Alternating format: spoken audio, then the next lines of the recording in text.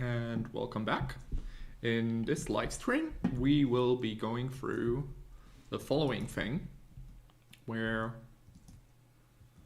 let me pull it up. We are going to be creating a new utility for SAS jobs, or to be specific, SAS job definitions. And the goal here is to get a list of all of the jobs in the environment,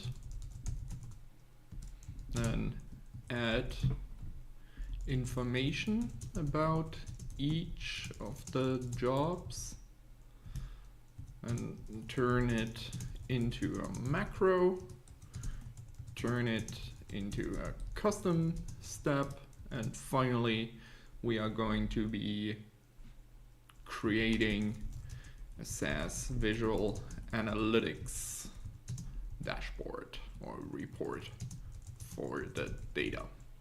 So that's our goal here that we're going to be walking through. We're going to leave some notes here in our Scratchpad to see how we are walking through this. I'll say goal, and then we're gonna put some links and we're gonna ideas and thoughts section, and then we're gonna keep working through this. So in order to get started with this, let's first touch on what a job is. We can create these jobs within SAS Studio by going to new, and then you can see the job definition here, and we can visually design these using these common controls and the data controls. We could also write the actual JSON behind them, and then we can attach SAS Python code behind the scenes that we run. Or we could also go in and say we want to embed an HTML form here instead of these kind of pre-built building blocks to be used, or we could even have no form. That comes into play when we look at parameters, so we could provide URL parameters to run this job without even needing a UI.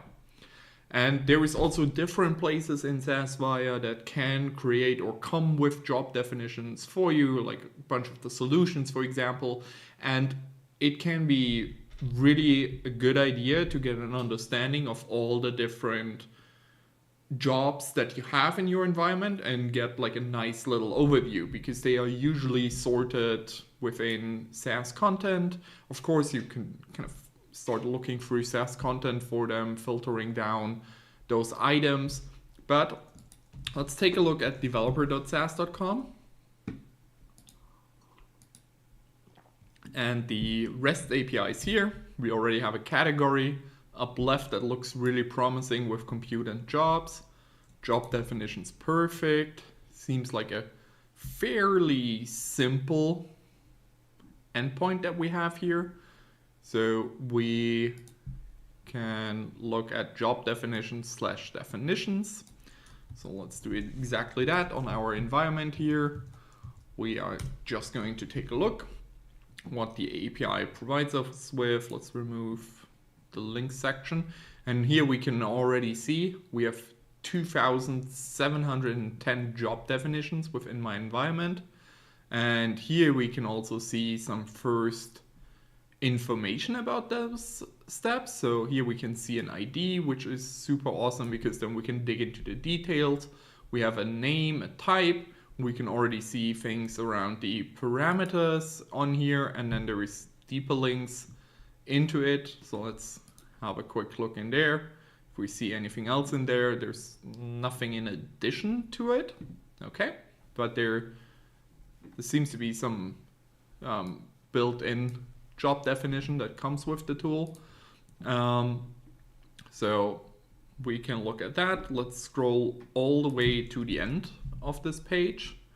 Okay, we can see here there is one that has not only a whole bunch of parameters, but it even contains code within it. And then it also has properties, which are gonna be very interesting. We see the same thing here. So we also have pieces down here. So let's kind of minimize all of these different nodes. We can see we have limit 10 version 2. So this API endpoint does not come with a built-in pagination mechanism. So I'm assuming we will have to say something like start equals 10, and then we're gonna say limit, oh wait, ampersand limit equals 10. So we get the next 10 results in here, start count at 10, just see, yeah, so 10, perfect. Okay, that will be our iteration mechanism that we have on here. And I'm assuming I could also increase this to like 100 that we pull back. Start count at 10, and we have 100 items in our result. Okay, perfect. So let's drop that. And let's open up VS Code actually to start our, oh, let's not do it like that. Let's say here we're gonna do the job definitions.sas, and we are gonna start things off with, we need to make that call from within our utility. So we are going to say we need to retrieve list of job definitions. That sounds great. Let's remove that. Let's actually also remove that piece. And let's go back in here. And let me quickly, from a different custom step, grab how we are going to pull the base URL for our stuff.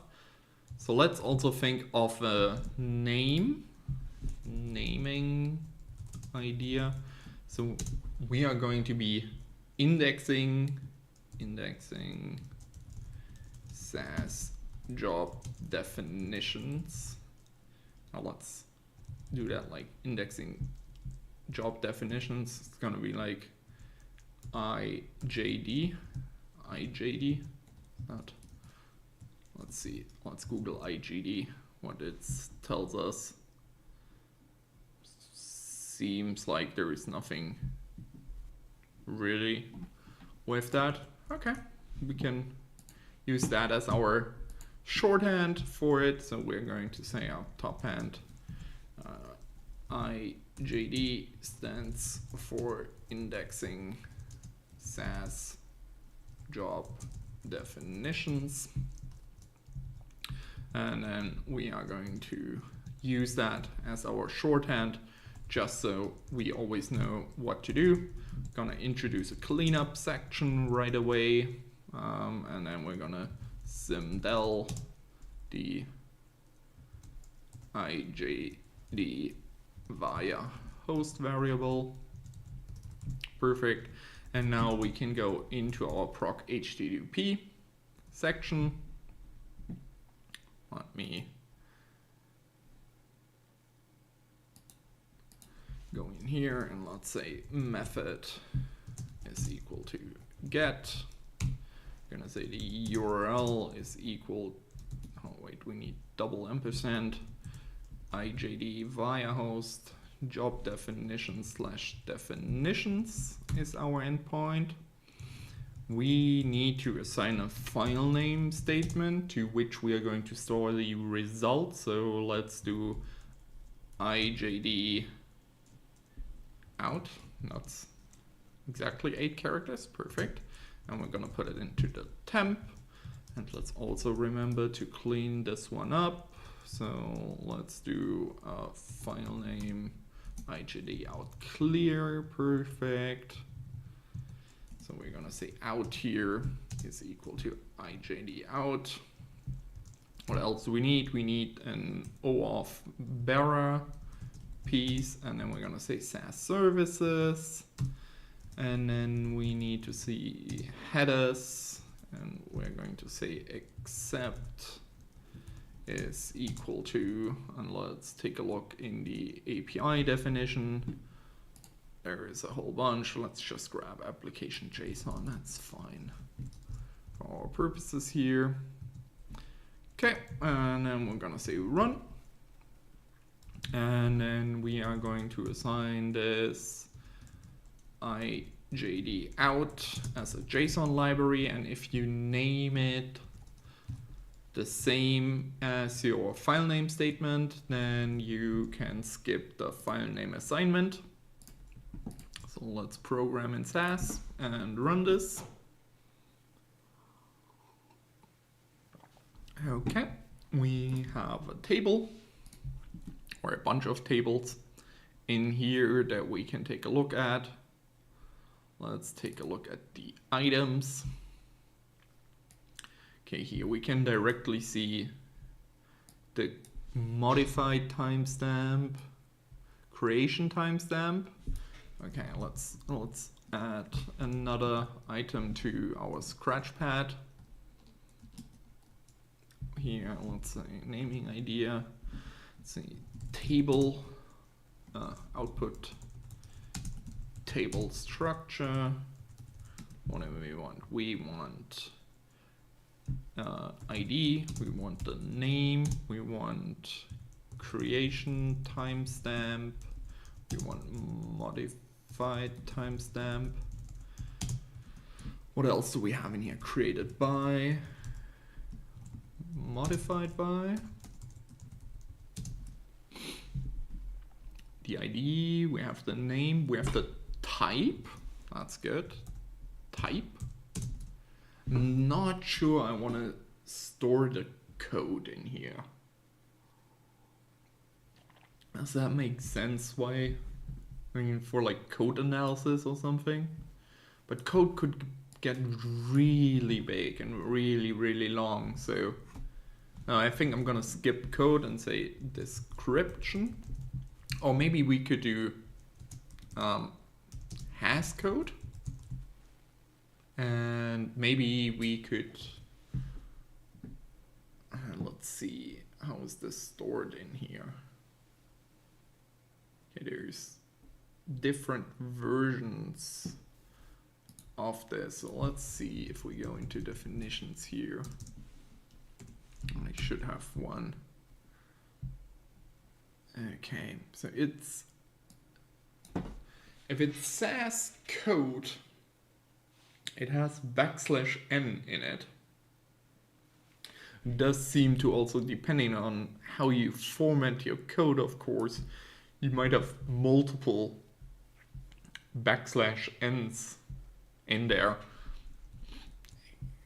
Should we do something like code lines? Code line count? Something like that? I'm gonna leave that as an optional piece. We would want the parameters. Should we grab, let's see, because there can be a lot of parameters, right? Yeah. But it could be really interesting. I can see how that would be valuable for people.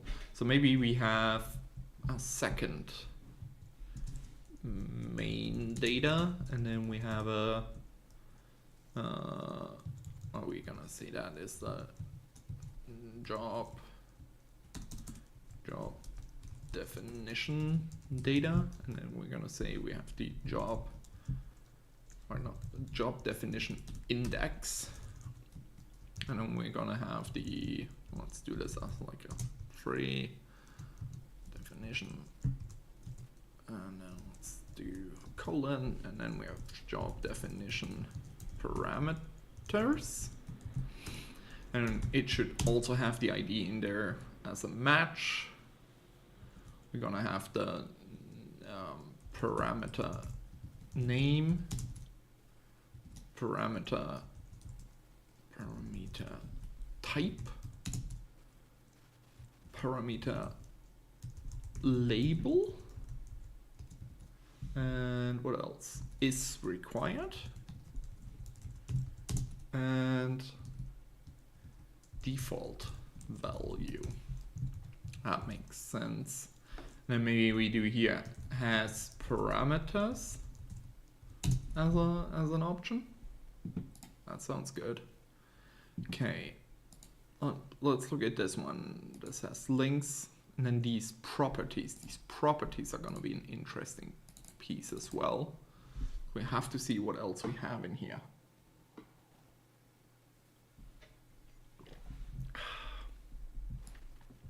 Okay, so we have a whole bunch of different properties, and there is jobs that have none, there is some that have a couple, and then this one even goes as far as having, like, it has two different front-end types attached to it, form and prompts. Okay. So let's think about that. So we should have, should we say, okay, has form, has HTML form, has XML prompt, and has JSON prompt. Those are the different UI pieces, and then we could say that those we translate into binary signals, and all of these will make sense to add an entry. I don't know what you would do with that, but then again, why not have them? Right, why shouldn't we put them in? So let's say we have a third one where we say job definitions, definition properties. And we say again ID, we say property name and property value. And we should say here, except the form/prompts, or for forms and prompts. Yeah, except form/prompts, because again, we don't want to store that code in addition to it. We are gonna throw that piece away and just be done with it. I think that's easier to do in this case. Okay, so now we have found a base table structure. And let's see if we can, we should be able to filter for this ID in this previous piece. So if we go in here and we say filter equals ID, and then we paste our ID, so we get our parameters, we get the code, we get the links, and then we get all of the properties. So we never even have to go into the individual stuff. Okay. So what we could do, we could probably make this fairly simple. We could do something where we, so the question now, let me go back into thoughts. All data is retrievable from the job definition/definitions endpoint. Let's add a link for documentation here. Meaning we could retrieve with a very high limit and do a small loop, or we could do low limit and with more loop iterations. I don't have an opinion on that. I think it might be good. We saw in my environment there was 2,000 something in there, right? Yeah, almost 3,000. So maybe it's a good idea to just say, let's put that into a loop. And we just pull out as much stuff as we can. So let's say we do something like a limit equals 100. And let's rerun this. And let's get rid of these. Look, that didn't even take that much longer to retrieve. But now we have so much more content.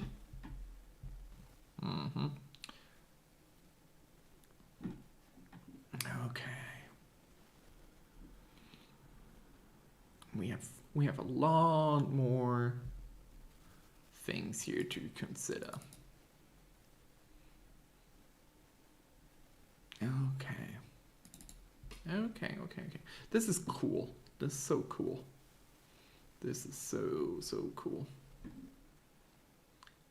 Okay.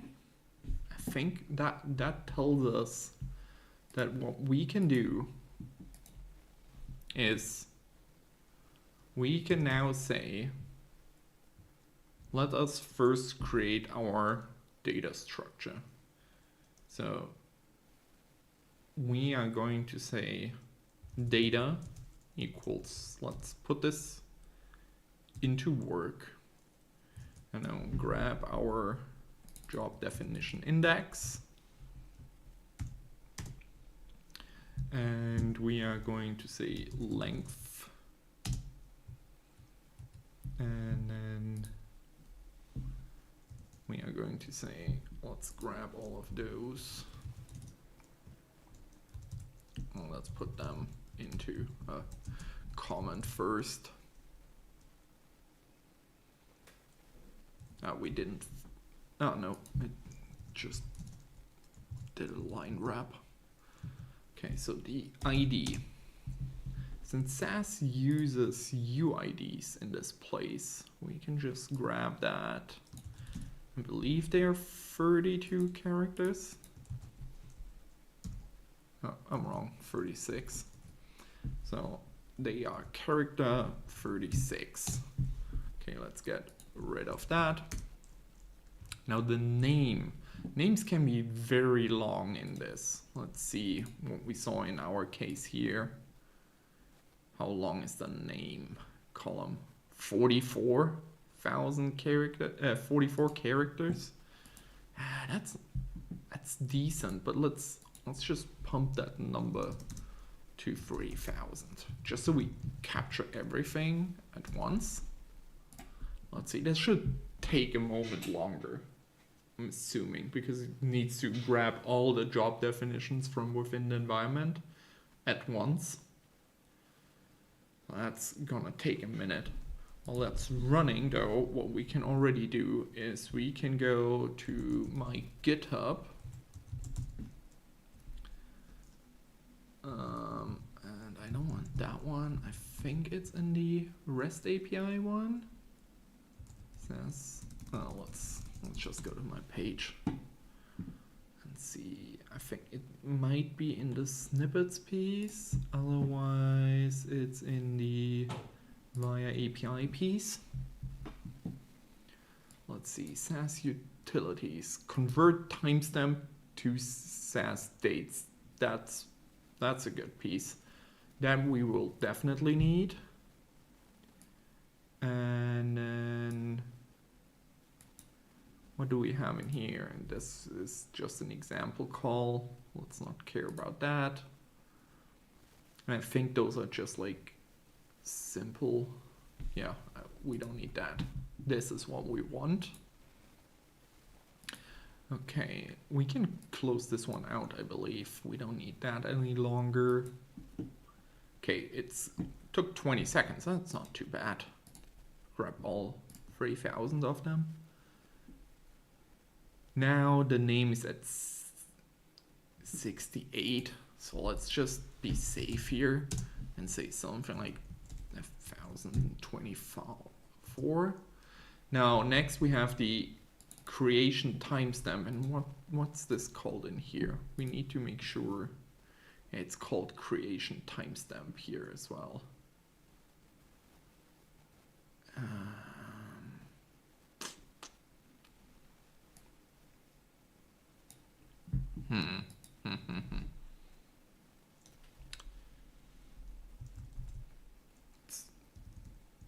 Let's think about this, because the issue is we will have to pull in that data into this.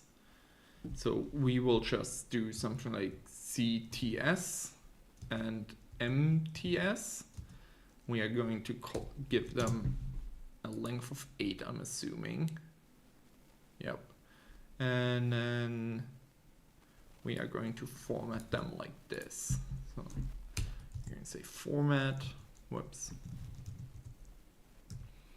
And that's going to be CTS and MTS will be formatted like this.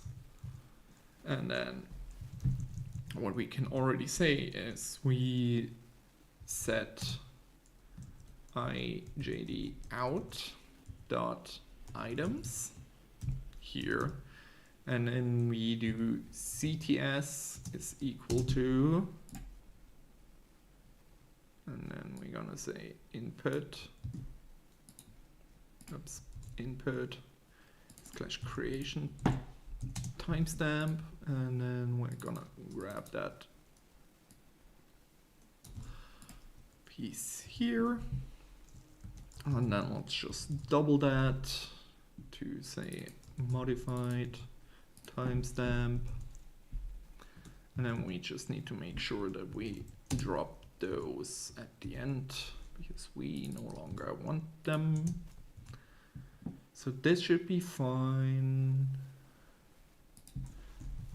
Let's remove those. The created by, I don't think was that big, but that again also depends on how your environment is set up.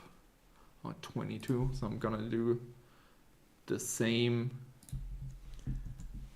created by and modified by. I'm gonna do them 1024 as well. Type should be fairly reliable because I'm sure we have a lot of types in here. 26 characters, so we can do what? Let's do 64 on it, and we should be safe for these type definitions. Okay, let's remove that. Description. Now descriptions, those can get very large. How long is the longest description in my environment? 131.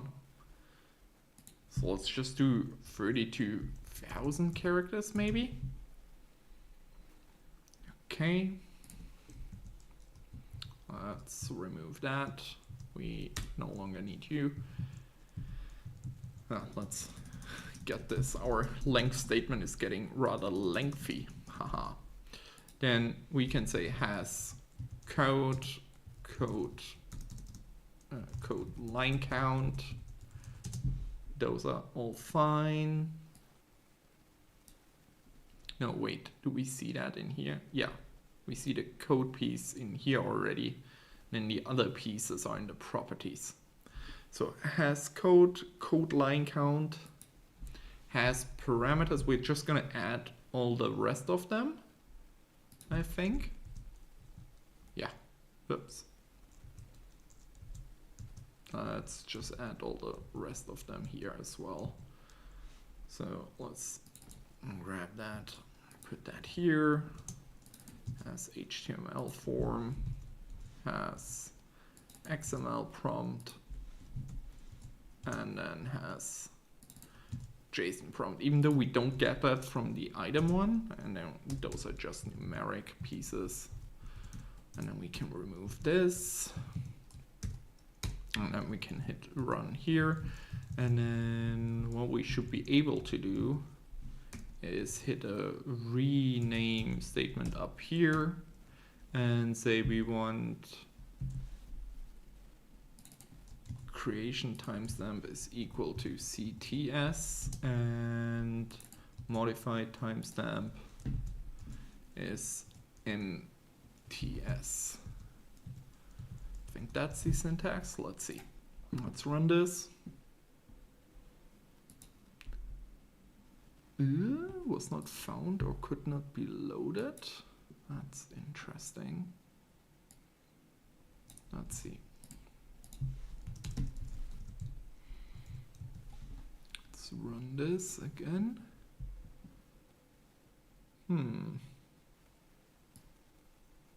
Let's Google this error. And let's see.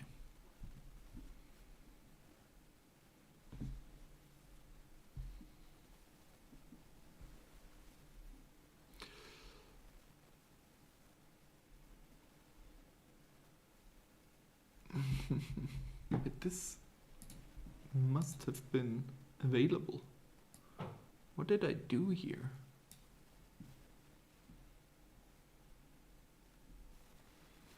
Is there a history to this one? Nope, just committed it. Okay.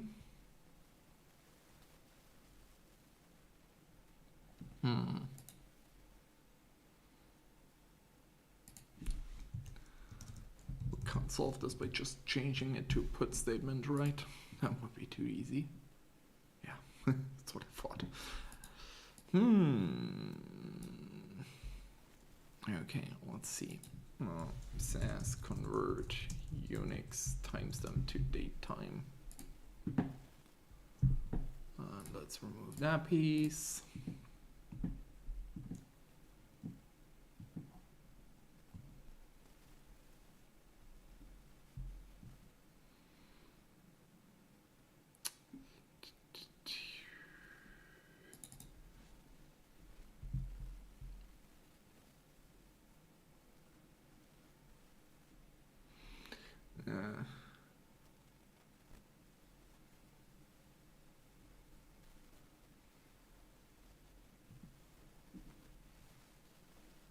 Let's see.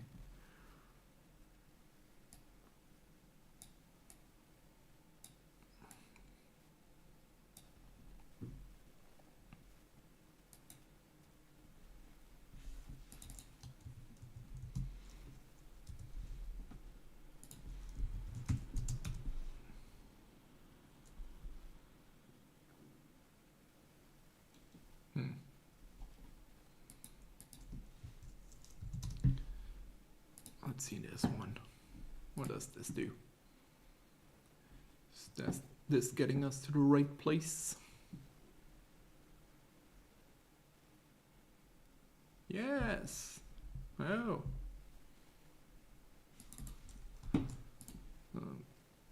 Maybe this is way too much. Yeah. Let's see. DT, and then what is it? The width of the specifies the number to the right of the decimal points in a second. This argument is optional. Okay. Let's see what the default gives us. Then we can always add that piece. So let's run this. Oh, yeah. We need to put that as an input. And then what does it want?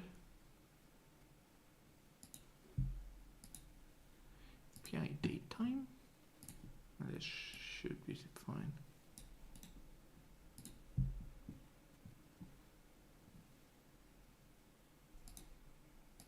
How many characters is this? 24. Okay, 24. Let's run this.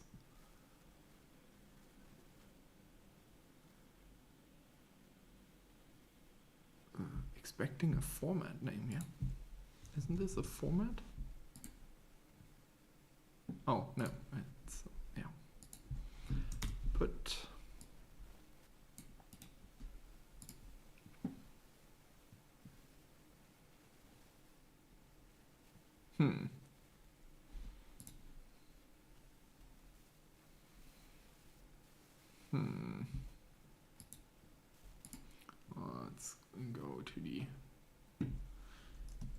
Let's go to the documentation page and look for them here. So let's go to language features, formats, alphabetical. And we want the E one.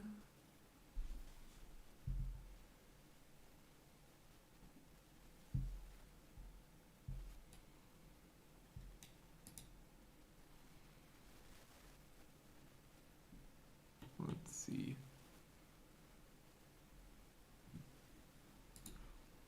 What that gives us.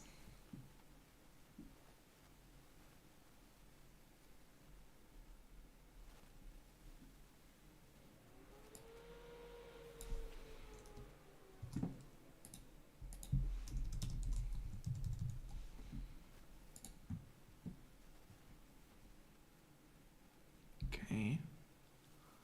That worked. That's we want DT, date time, yes. We want DT. That looks like our piece. Just that ours has a Z at the end. We can cap that off.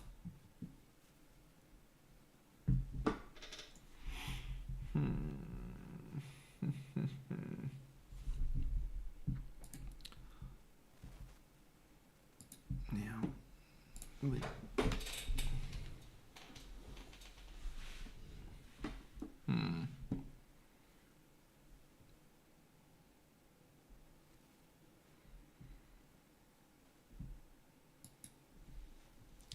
Do I need this DT here? Let's see.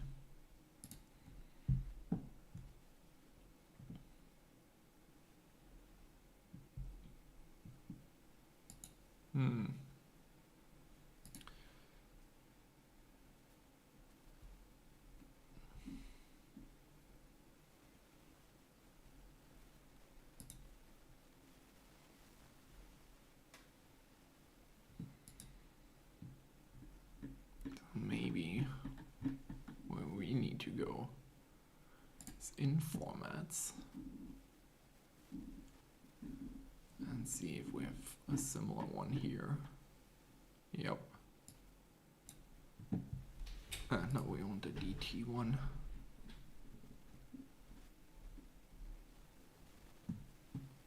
But it's the same.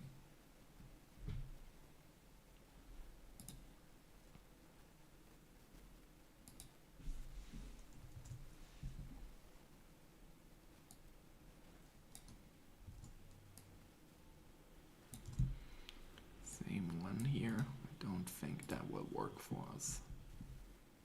Huh? Yeah.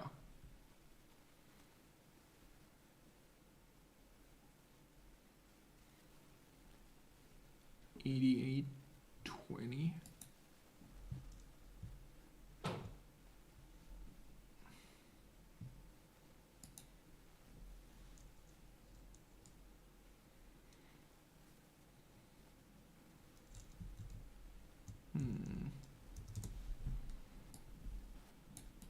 Let's see.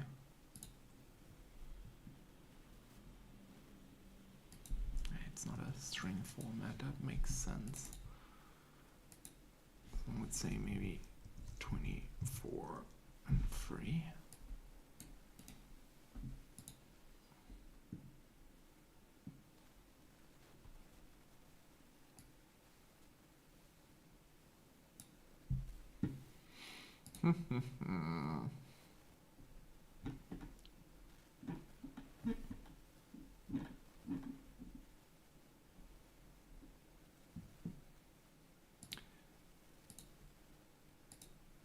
Let's think about this. If we look at those values, so they seem to be very consistent. Yeah, they are always the same. Okay. So what we can do is we can say, but that's so ugly. There must be a better way. Let's ask Gemini. In SAS, I have a string like this.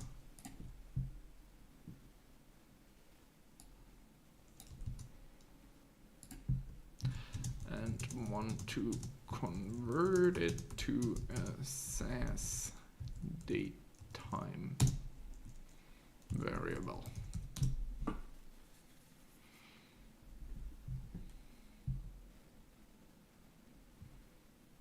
Okay, let's try Gemini's example.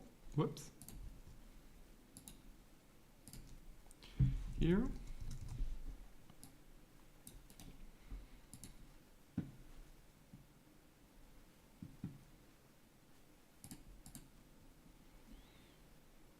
That's fine, but we do get a missing.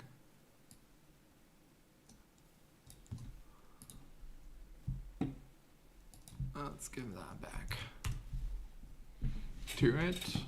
Let's see.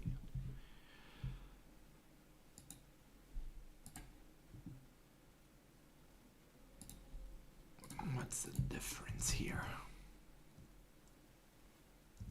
Just expanded it? Looks like it just expanded it. That doesn't solve anything. Yeah, that's what I thought.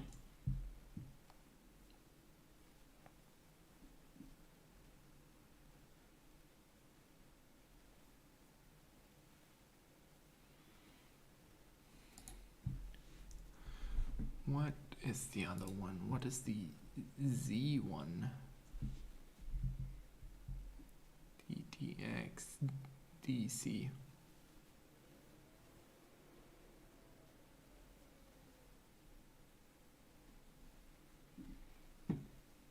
Let's try Z.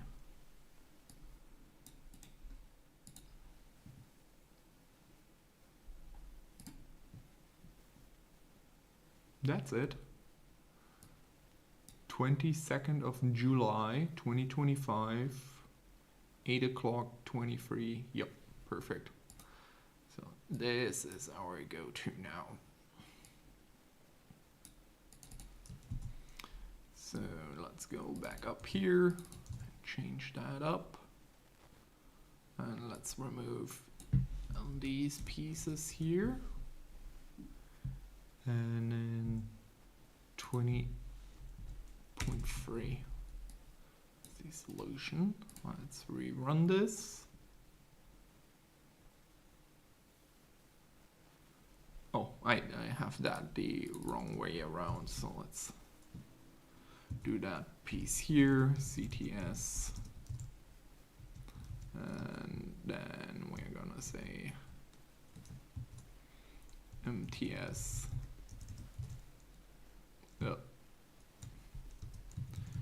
This way around, and then let's rerun this.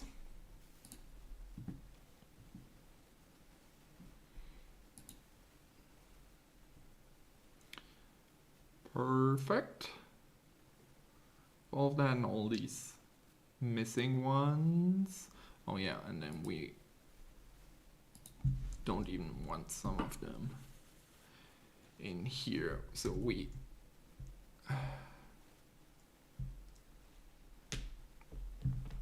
how do we best do this one?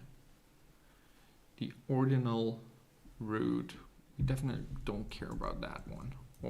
Ordinal root can go. Ordinal item we will need for the joins. We can drop the version. We need the code, but we can drop the code right after. Okay, so we reduce that piece. We still have the version, and then we can say if length of code greater than 1, then has code is equal to 1, else has code is equal to 0. And then let's do this in a do statement and have an end statement here. And let's say we are going to say, what did we call it? Lines of code? Code line count. Code line count is equal to count W, which words are counted. Okay, let's see, does count C make more space? A character, constant variable in which characters are counted. Let's say count W. And we're gonna say in code, and we are looking for \n. Okay, we no longer need this one, so let's rerun this piece.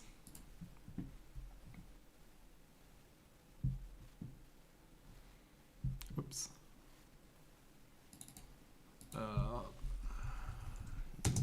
Drop equals.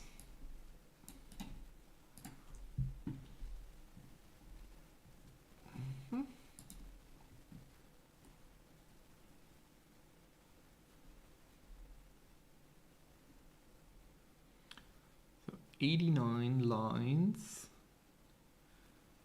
for, let's see, we still have, oh no, we dropped the code, so we have to grab the ID here and then go in here and say look at that code line. Oh yeah, okay, it does have a lot of lines. That sounds good. We already have a quite the process here. Next up, what are we going to do next?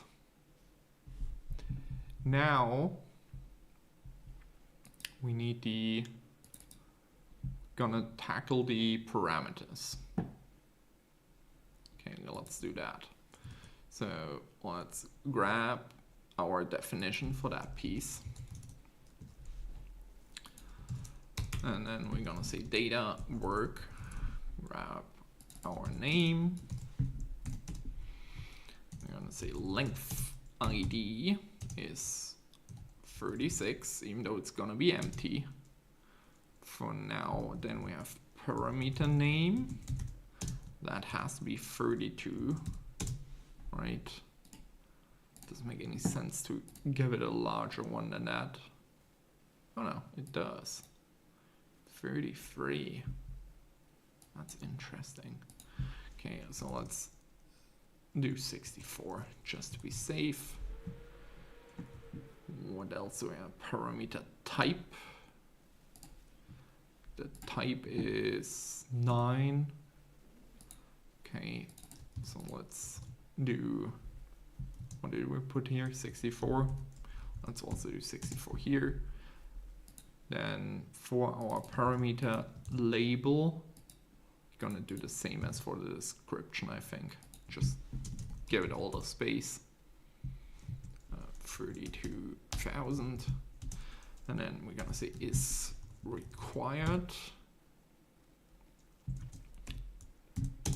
And the default value, we're also gonna be putting into a very large variable. Let's remove the hashtag here. Then we are going to say we are going to set the IJD out items parameters variable.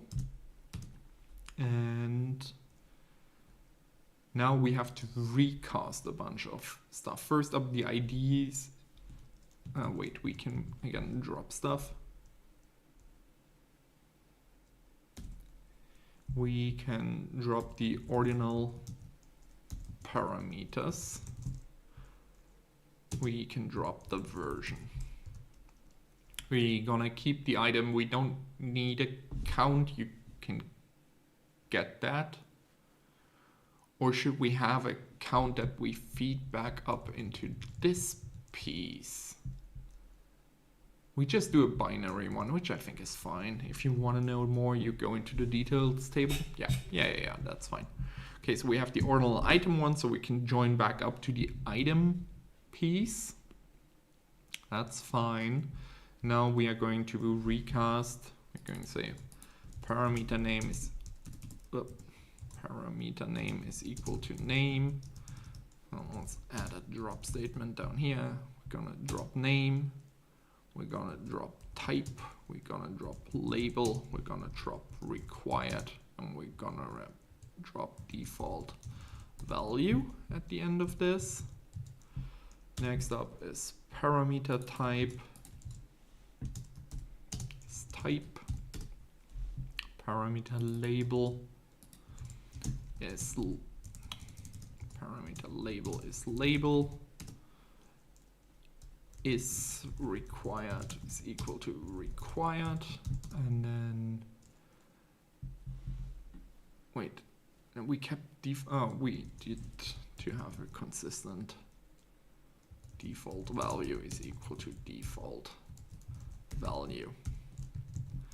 That should be nice. It's simple.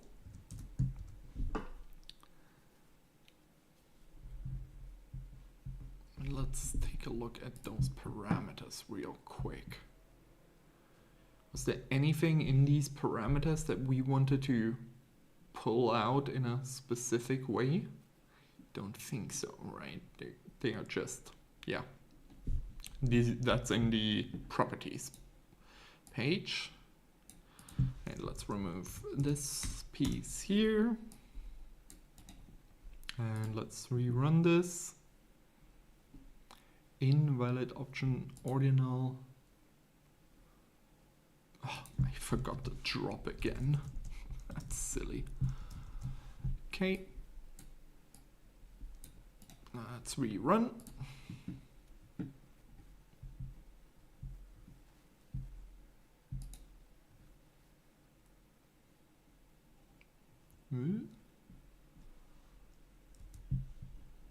Item para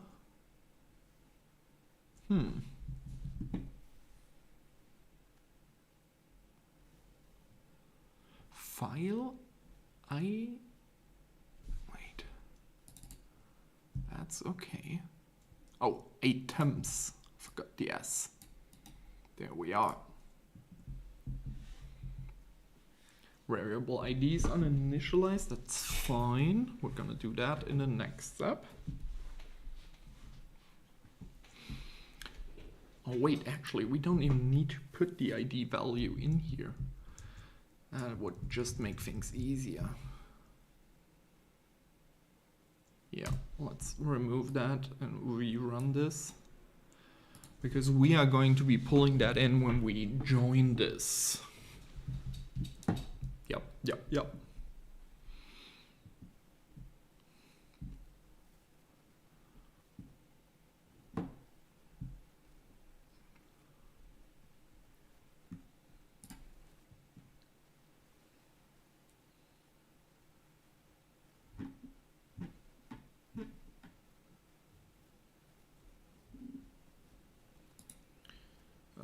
Let's sort this, descending. Oh, it's 145,000 rows. Okay, and we can close out some tabs here. And I almost think we should just update this through the GitHub UI here. Saying this is free, and then we are replacing this with a E8601 DC26. And yep, commit changes. Yeah, that sounds fine.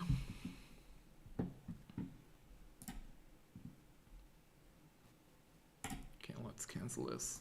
Select default value any empty.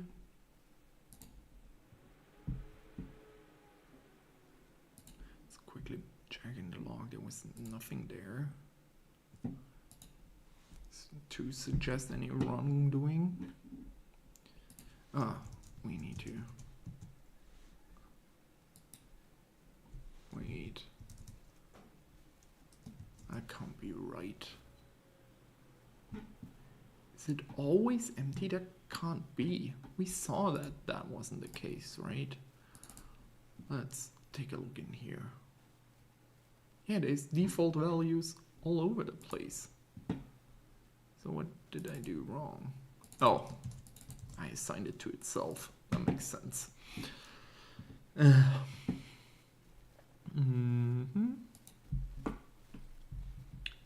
So, but other than that,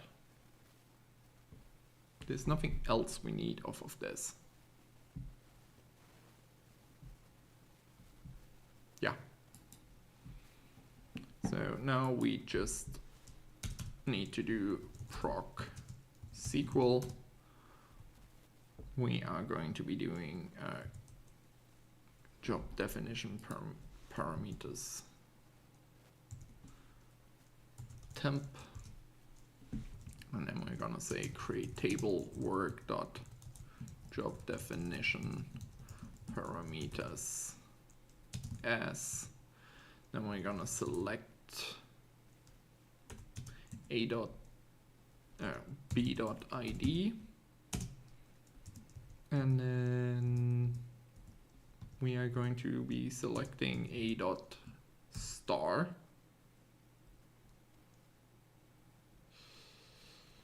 No, let's do it properly.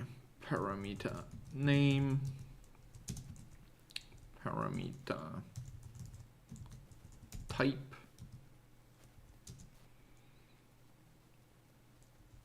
a dot parameter label,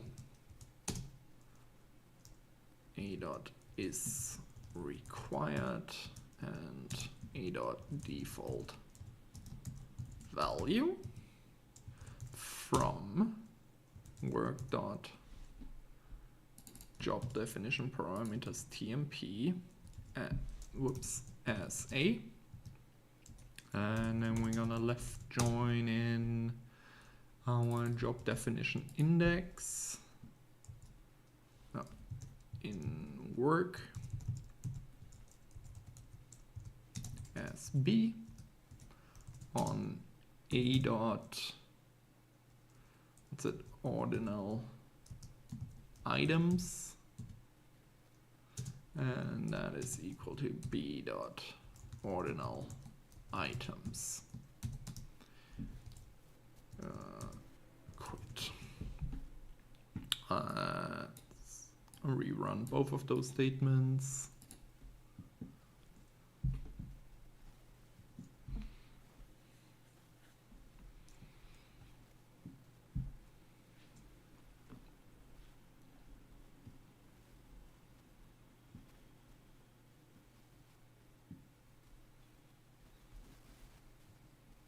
Now our join.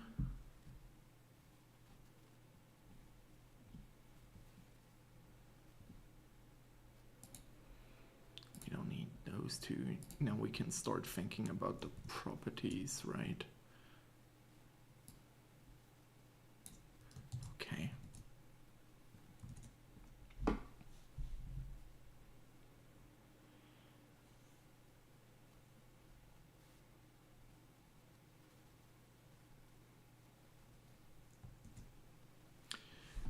I think we're going to do adding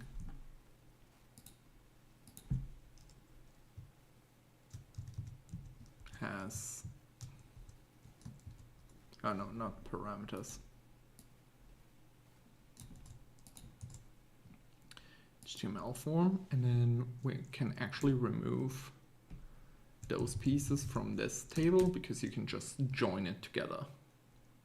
Yeah, I think that makes more sense. So let's actually go up here and remove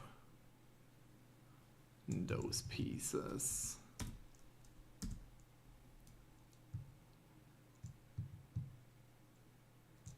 We can just create one additional table. Now let's take a quick gander of our output table. It has the ID in here, can have multiple entries, is required, some have default values, perfect. Okay, so now we are going to create our last one. So let's take that piece. Say data work. And we're gonna say length. We're gonna skip the ID. We're gonna say property name. Let's see, what is the property name? Name is 43. So let's just go with 64 as well here. Then do property value. That one's probably huge because of code stuff. Yeah, that's hitting the max ceiling. We don't want to keep those super long ones. I'm still gonna do 32,000, but yeah, let's cap it at that. And then we are just gonna do all of these here. Whoops.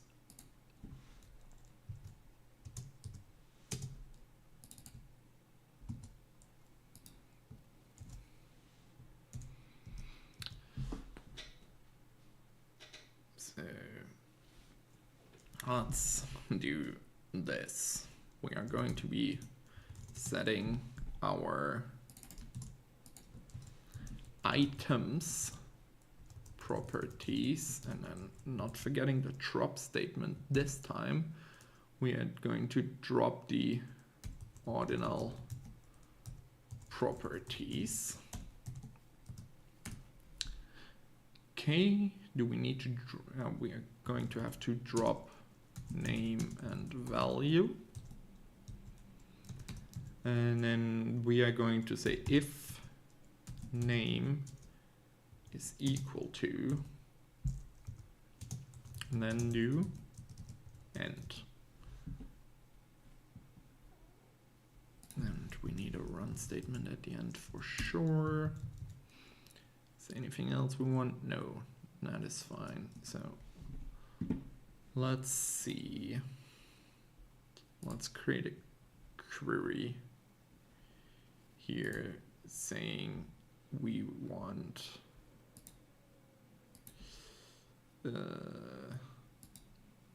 what do we want? Let's not do a query. Let's just write a quick line of code. Let's just do proc SQL create table work.aaa as select distinct name from, we can pull that piece in here and say run. Choop.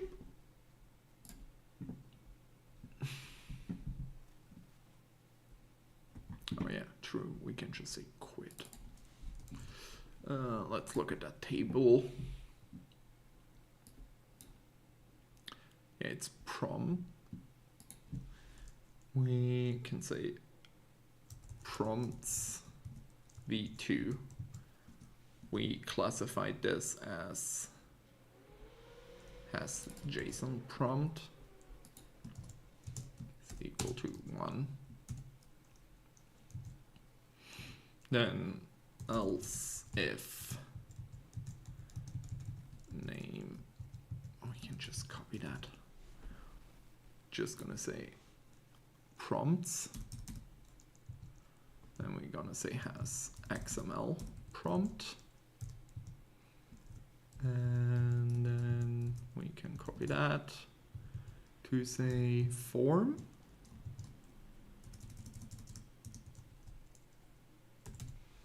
And that has HTML form.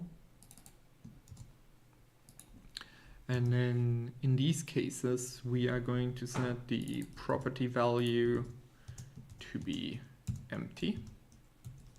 Or maybe you could say something, code not copied. Yeah, I think I like that. Just so you know it has something, but it's just not saved along with this. And then in the else case, else do end, we are going to say property value is equal to value.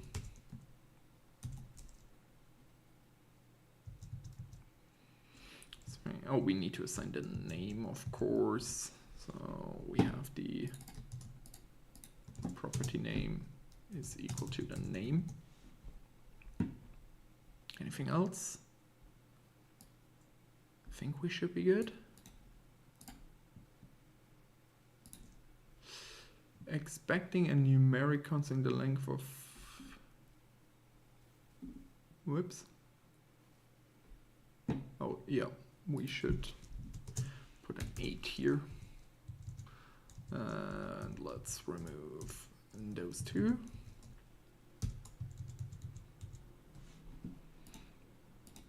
And run that. Perfect.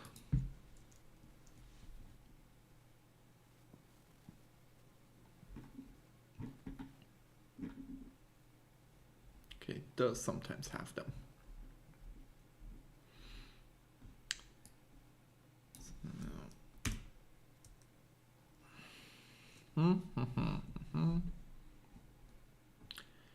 Let's keep going. Now we're gonna do a proc SQL again. I'm gonna say we're gonna underscore this with a TMP again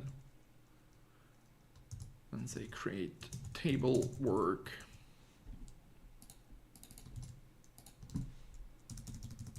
as select a.id, oh, b.id, and then we're gonna say a dot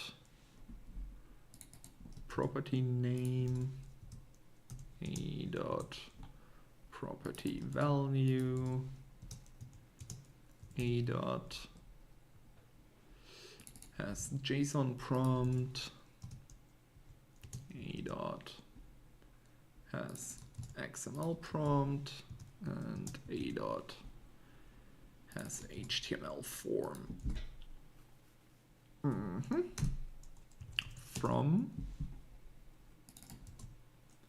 our work table as a left join our work dot definition index as b on a dot ordinal. Oh wait, we can just copy that piece up and say quit. And let's run that again. Oh, yeah, we did do that. Oh, let's rerun that. Now we have our nice table as we wanted them. Let's see, it has JSON prompt equal to 1. Yep, there we go. We have a bunch. And we should have a bunch that have XML. There we go. And as HTML form. We also have a bunch here. Perfect. Okay.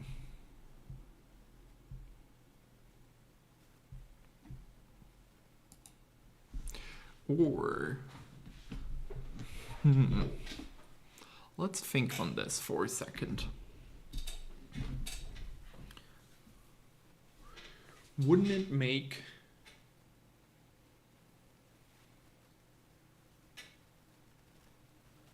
if we did some byte group processing here? So we remove these, squash them into one line.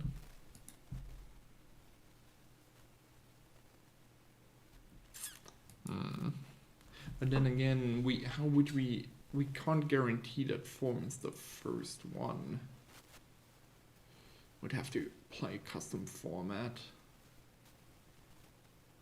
No, let's leave it at this. Okay. I think now we have all our three tables together, right? Yes, we have everything available here.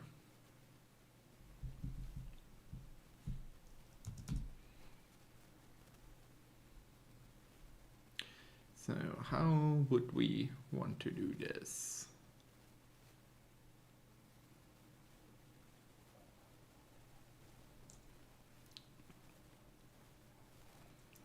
Now we almost need to create a macro using our shorthand here.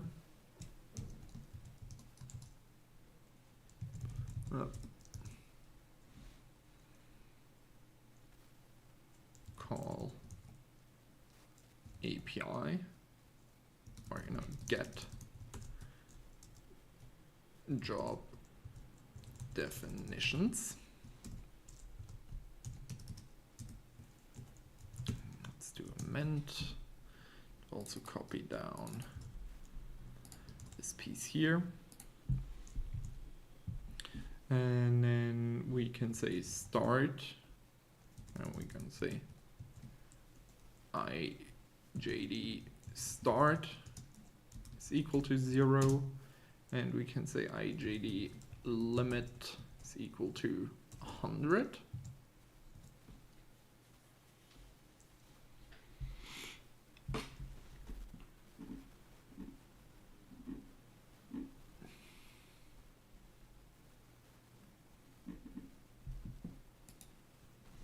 Now let's get our API endpoint as documentation in here.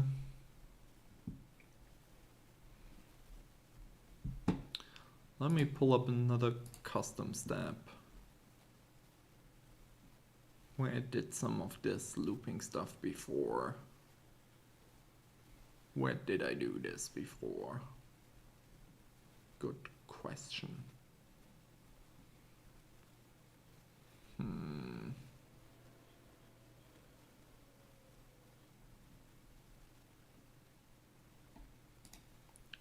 Let's see, I think in this one, maybe?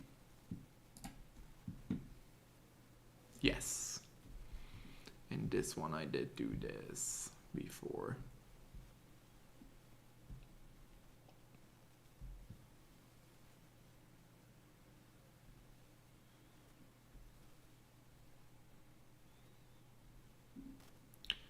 So we do our call. Let's get our call. Ooh, we can even move that piece into our macro. And let's indent that. Let's do local IJD Viya host. Okay. And what was the next step here? Let's get the number of observations. Okay, get the number of columns in the items one. That's very important. Then we can handle the first and second iteration, and we clear up stuff, and then we check for another iteration. That's bloody lovely. As a template where one ops equals one job definition, we are going to say IJD instead of MGR. MGR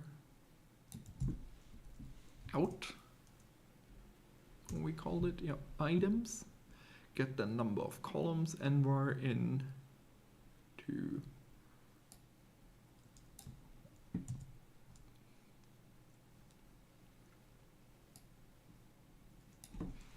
IJD out.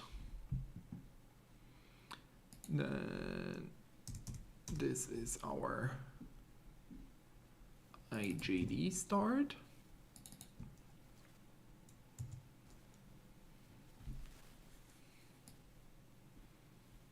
This for now,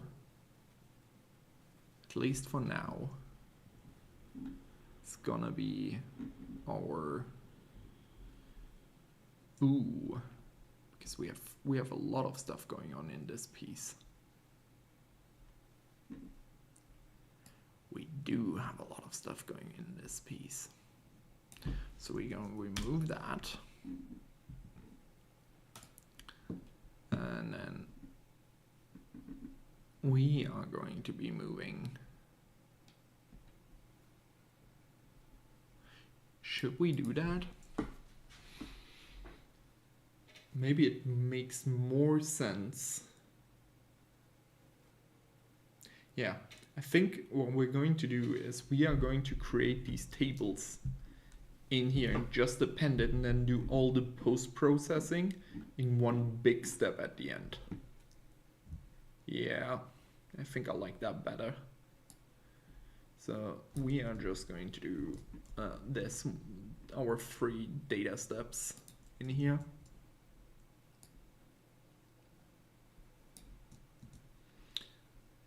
Oops, except the run one. Oh no, that's perfect. We're also going to do that TMP one and our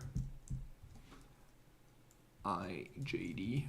Is that still below 32? I think so. Hey, 30, perfect. Okay, that's the first one, and the second one.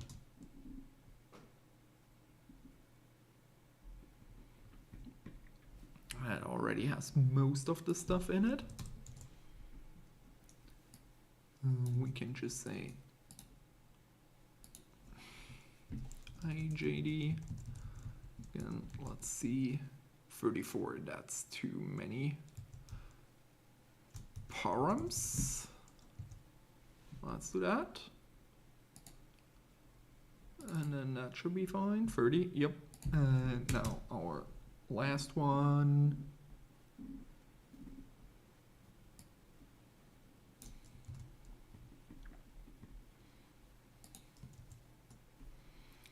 In here.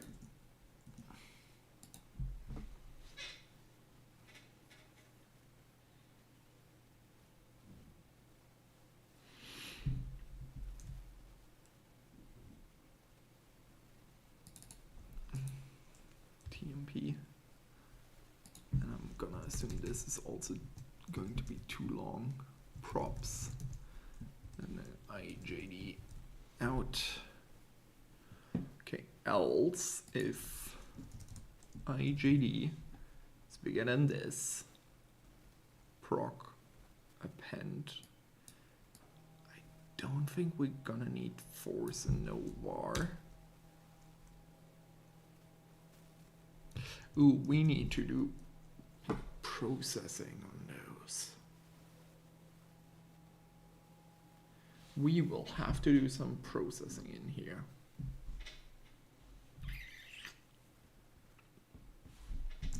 So I think what we're going to do is just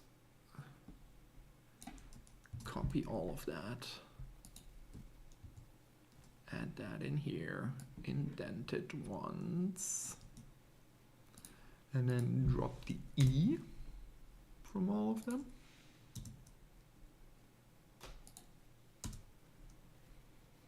And then we are just going to do IJD out items. Oh no, we don't need this at all. We also don't need this piece. So we are just going to do work.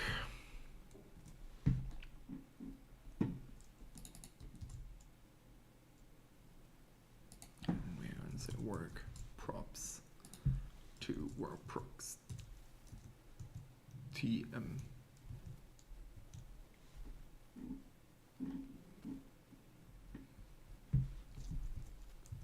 And now we are just gonna do this one more and one more. So we have params and index, yeah. So we have params and then TMP, and then we have the index and index.tmp. Then we are going to say IJD out clear, IJD out clear.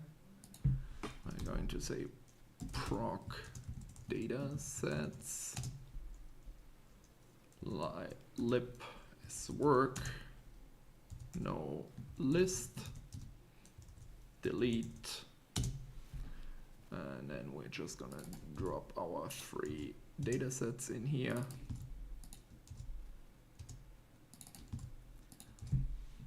And say quit. Check if another iteration is needed. IJD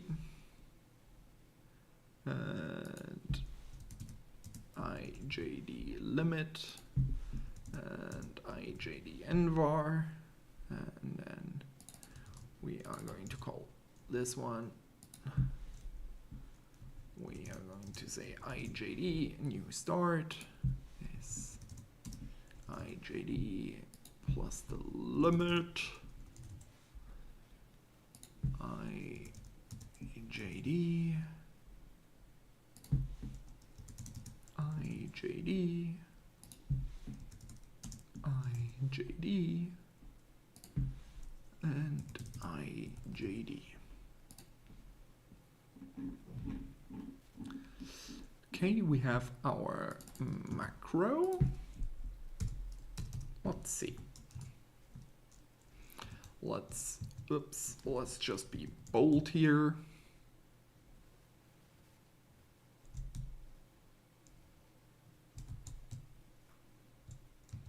And let us just hit run.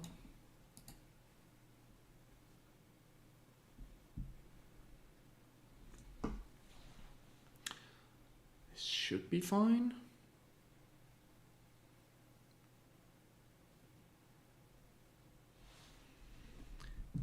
So it should do what? 28 iterations of our macro. Is that right?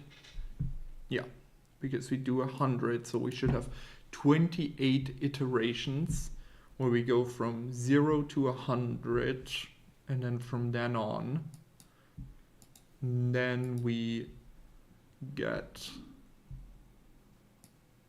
expecting a numeric constant as code line. Oh, yep. Oh, yep.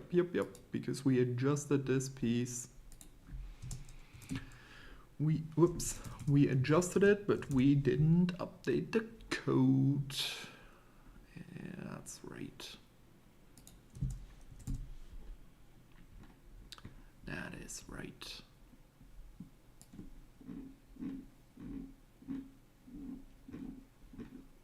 So let's rerun this.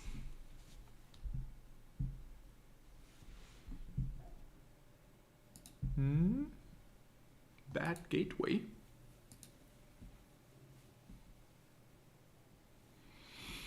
Let's reset our SAS session real quick here. And just run again.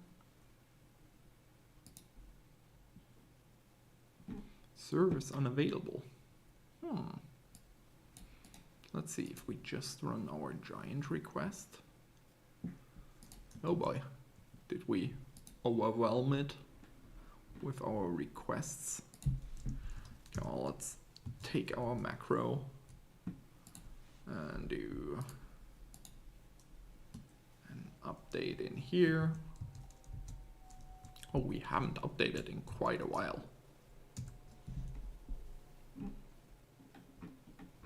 So we have that piece.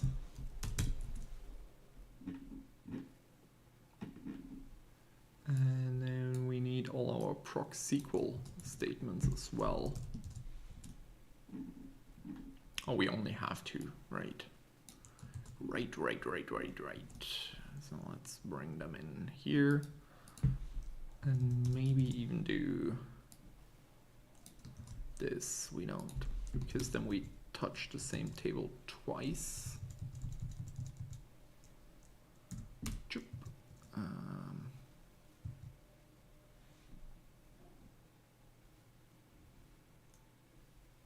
Yeah.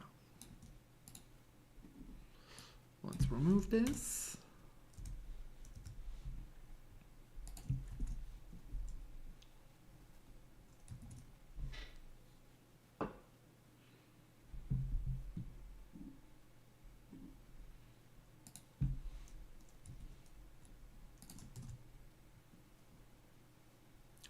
Service is back up.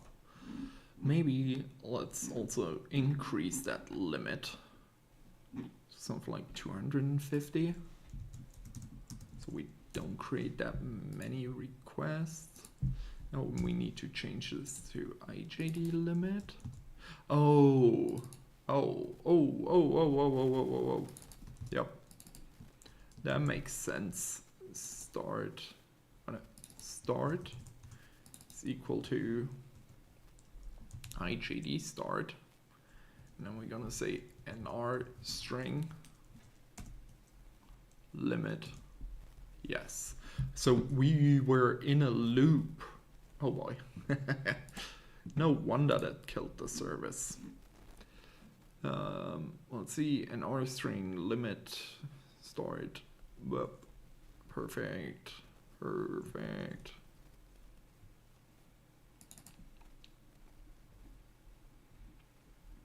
And then IJD start, new start is this one, and then limit is this one. Yeah. So let's save.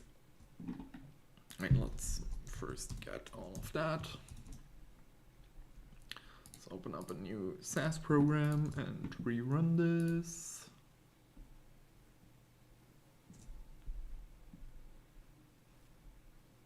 There we go. We can see first iteration done, second iteration processed.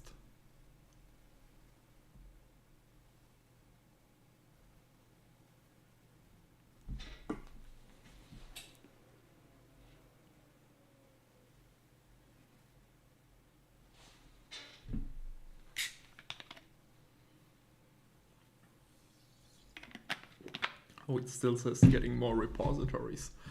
Need to update that in our code here.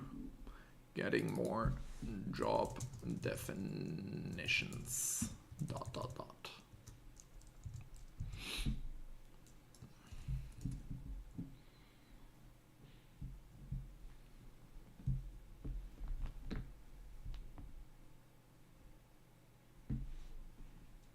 Perfect. So we should have 2,710 entries in our index TMP file.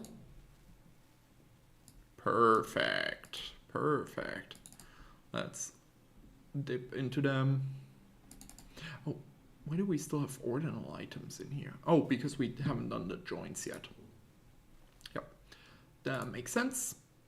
So now let's get our joints in here. Oh wait, and we need to update these joints to be, so I'm going to say IJD. Wait, what are our free ones? Let's grab them real quick. Index, props, and params. Params. Here we are. So we are going to go in here and say params. And for that, we are going to grab that one. And we're going to be using this one. And then we're also going to be using that there. And then we're going to use that there. So that should be our SQL code.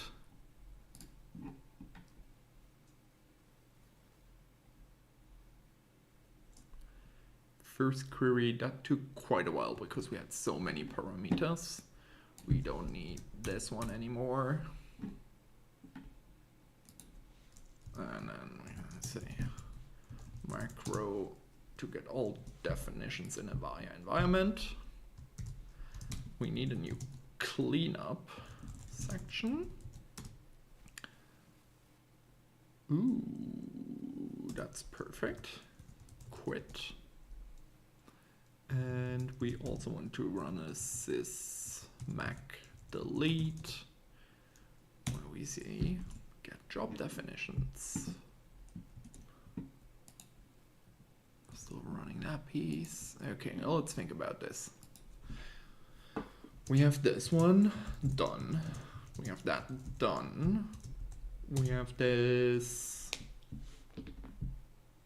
I'd say the macro piece is done. Now we can turn it into a custom step.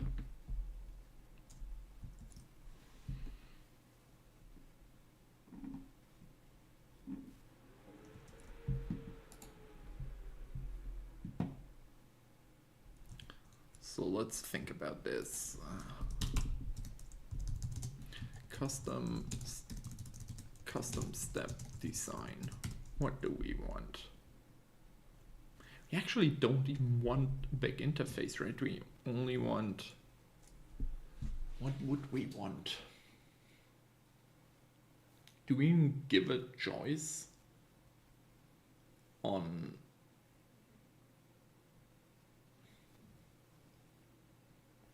like we could say to connect free output tables so that the end user can store them wherever they want, I guess. Could that be an interesting piece? I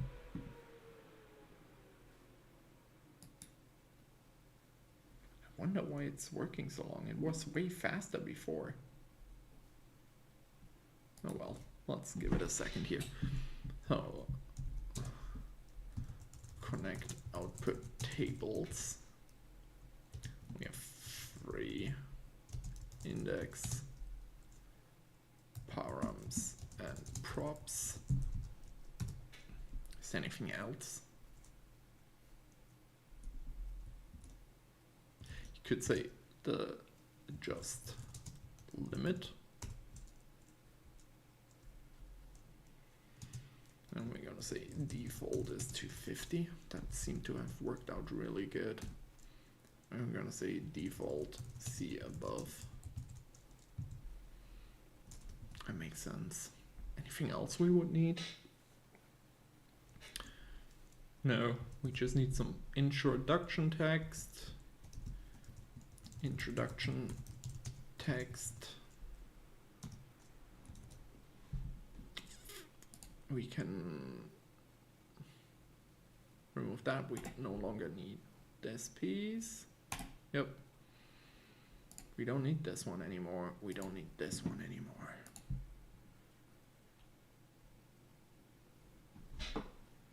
Now I'm a bit confused why it runs this long. Okay, now it's done. That took quite a while.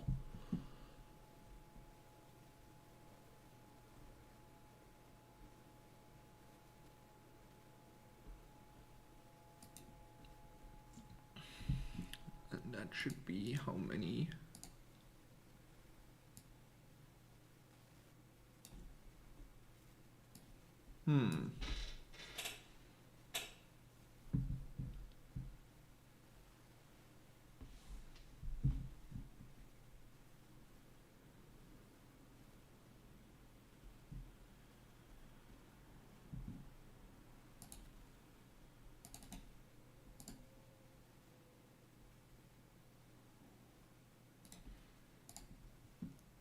Why does that have more rows? How does that make any sense?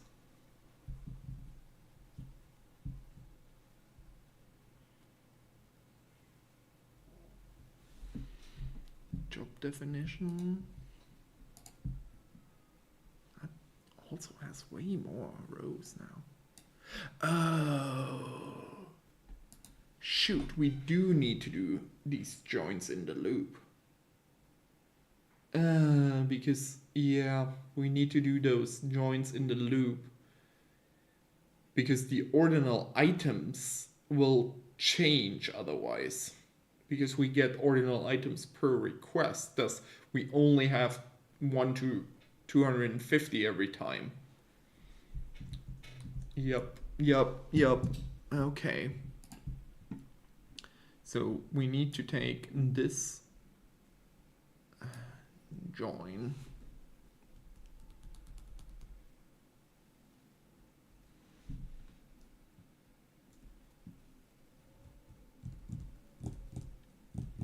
Or what we could say here, can we do that? Let's I have an idea how we can preserve the loop and only join once at the end. So what if we say let test equal 250, then we have a data step where we work we're gonna say x is equal to 0, and then we're gonna say x is equal to x plus test. Run. Let's actually don't put an output in here, and let's just do following put x, and let's do that after that as well.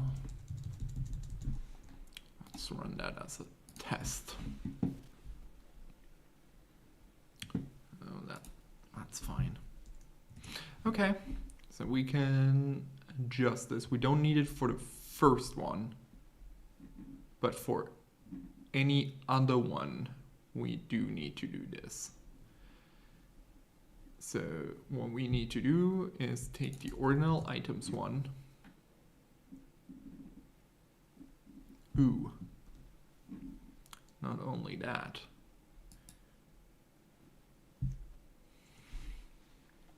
We need to do ordinal items is equal to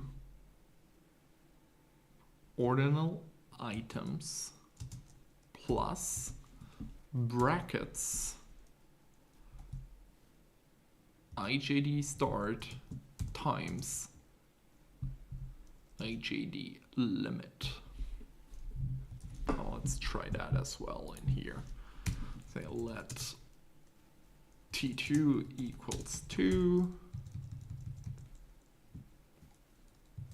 We are going to say brackets times T2. Let's rerun. 500, perfect. Let's just do a sanity check one, like 3. So 503, perfect. Okay, so that's our call that we are going to be adding to each one.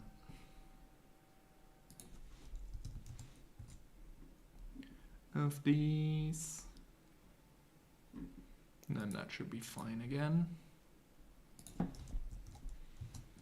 Okay, let's reset our session.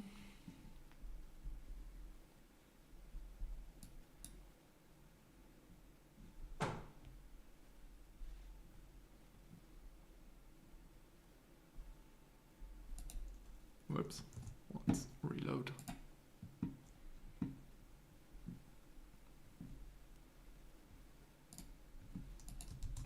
Let's put all of that in here and hit run.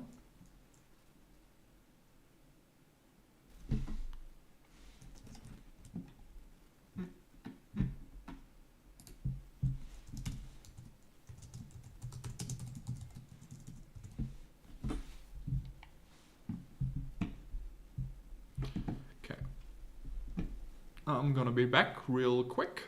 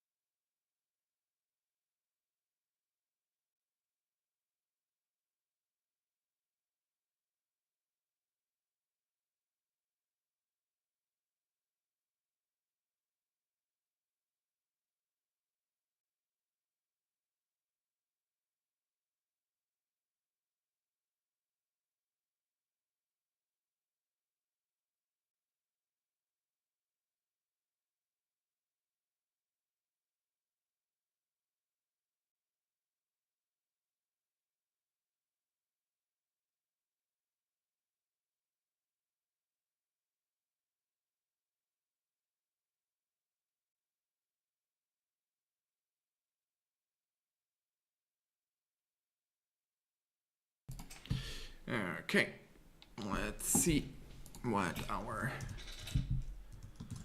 code has done. Okay, the join is running right now. I'm thinking, should we go in here? Now that we have the IDs, to also do something back to the drawing board, saying proc SQL, create table work dot IJD parameter count as and then we're going to select ID count star as parameter count. That's great. Group by ID. Yep.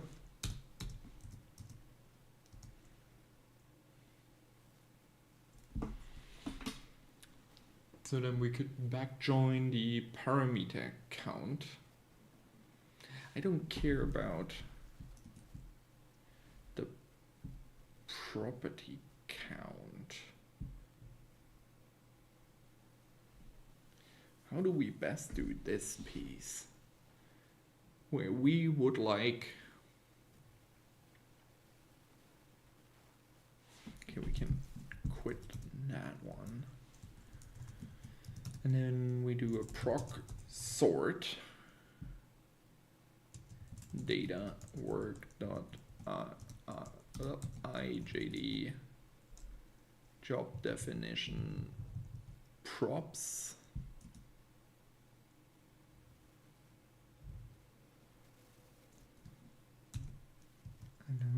just say by ID. Run. And then we can say data work dot IJD job prop info.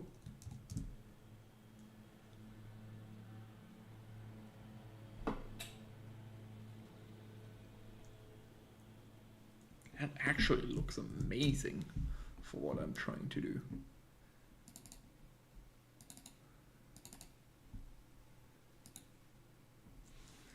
Let's see.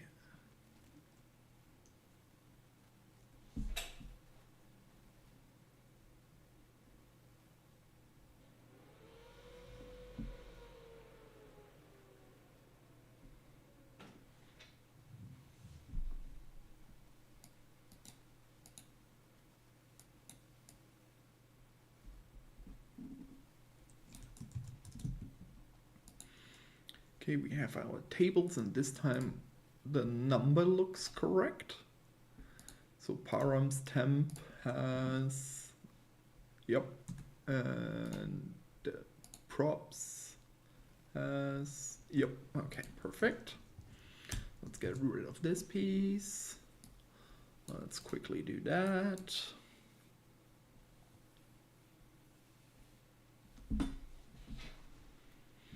So now we create the parameter count.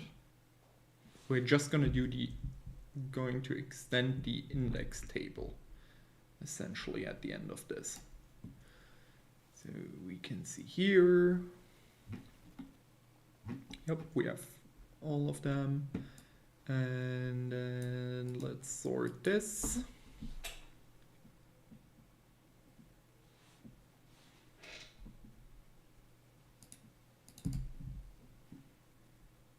Yep, not the prop info job.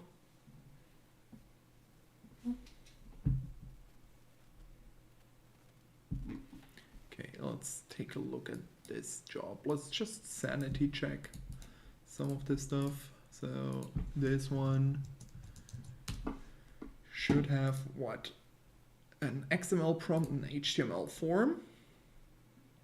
So let's take a look at the properties of form and prompts. Perfect. And let's look for one where JSON prompt is equal to 1. Oh, there we have one that has all 3. Perfect. Perfect. Let's do that. Don't care about the code. We don't care about the links. We have a form that's empty, but still background job. Ooh. Okay, there's a lot of stuff in there. We have prompts and prompts v2. Okay. Most of the stuff is empty, but hey. Okay, then what we can do is we can move this one in here as well. Right, we can actually move that further up the stack.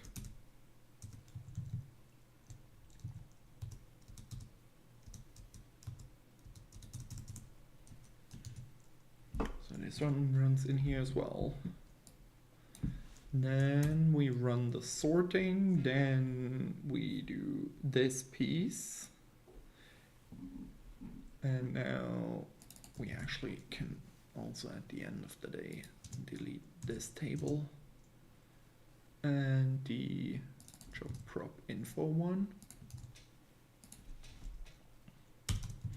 And then what we are going to do is a proxy equal create table work dot IJD job definition index as.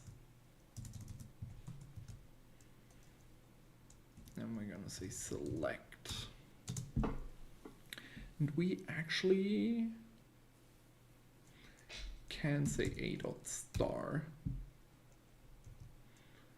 And then we are going to say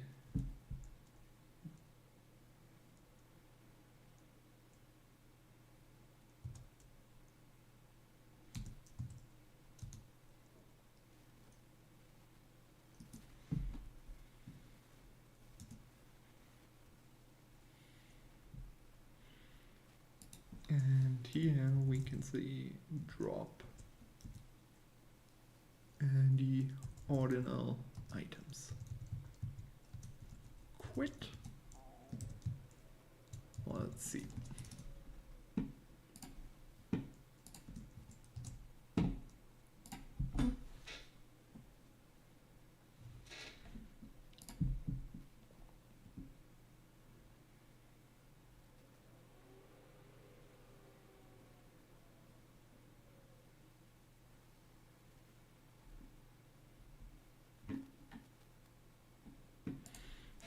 Okay. And now we can also delete this table. Perfect. So we should now do something like that. Combine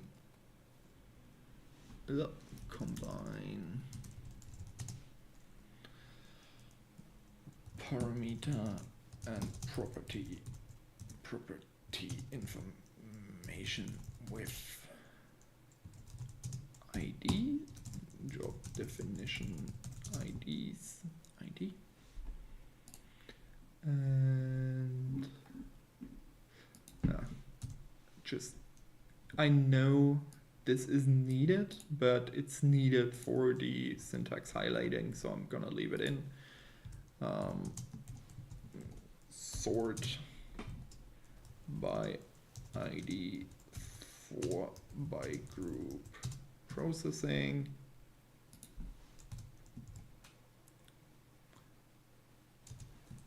Aggregate information about prompts and forms per job definition. Perfect. And then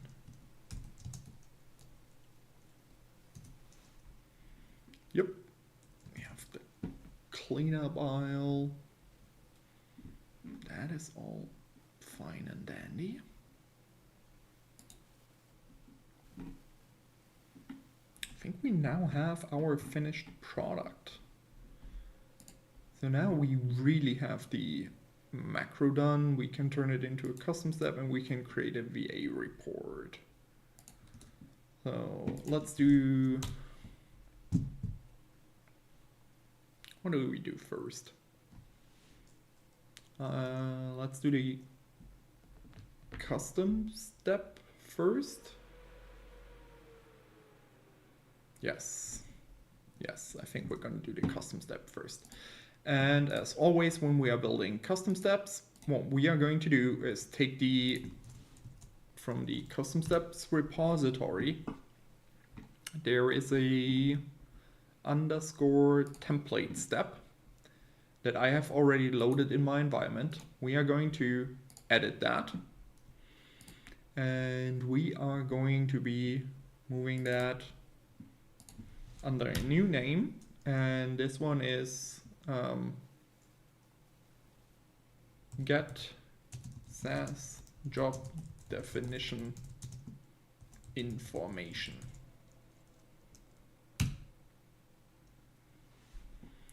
So we don't need the advanced page, so we're gonna delete it. Then on the About tab, we are calling this one our get SAS job definition information.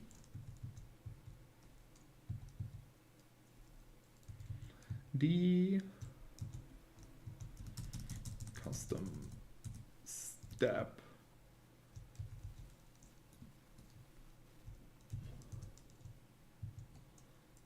looks up all SAS job definitions in the current SAS Viya environment via the job definitions/definitions API endpoint, and then creates free output tables that contain all of the information collected. Okay. And let's call it there. Prerequisites. I have done this on 2025.12. There's nothing else in here. We have one SAS Viya endpoint that we are using.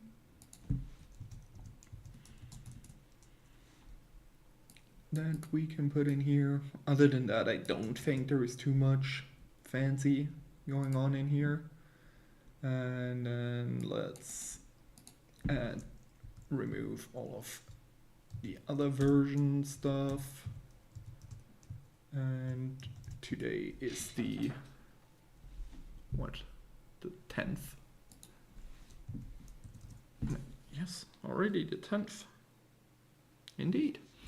And the 10th of January 2026. And that is our about page done. And then in the options, we're going to have an intro text. We are going to say retrieves information about all job SAS, all SAS job definitions in the current SAS Viya environment.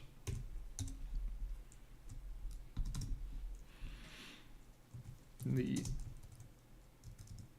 result is stored in 3 output tables. If you number 1 contains the key information about each individual SAS job definition. There is 1 row per SAS job definition. Second table contains information about the parameters of the SAS job definition. Can contains, there is 1 row per parameter in this table. So 1 SAS job definition can have can have 0 to n rows associated with it. And then third contains information about the properties of the SAS job definition. And then we are just going to take our text here and just change it from to property. The column ID is shared across all 3 tables. It is the primary key of the first table and the foreign key of the other 2 tables. Okay. And then we can get rid, we don't need an input table, we don't need any of this stuff. We have our output tables, and let's just add 2 more in here. They are all required. And then let's also add a numeric stepper. And let's how do we call this?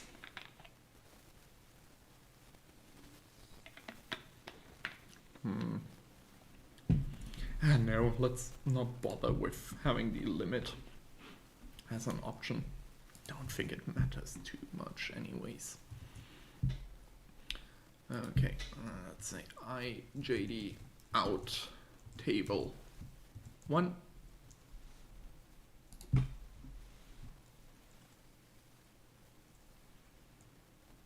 Key information about SAS job definitions.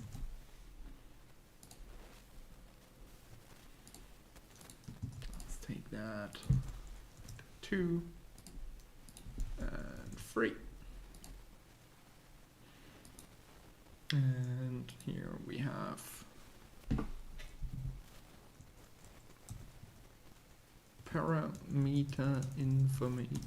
Oh, wait, we actually wanted to keep our 2 here.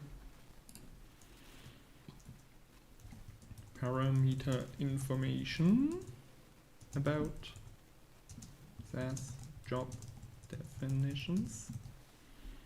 And then let's just take that text and say property information. And then we're just going to do something like that.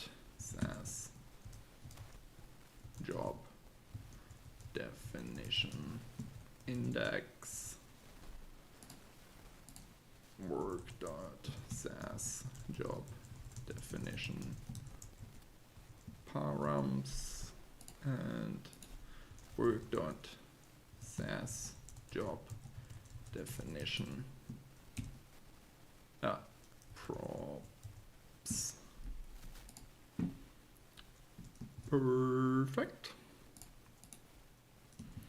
And then let's just put an all in here. Let's launch this. Work dot work dot bbb and work dot props. Let's do params and index. Run.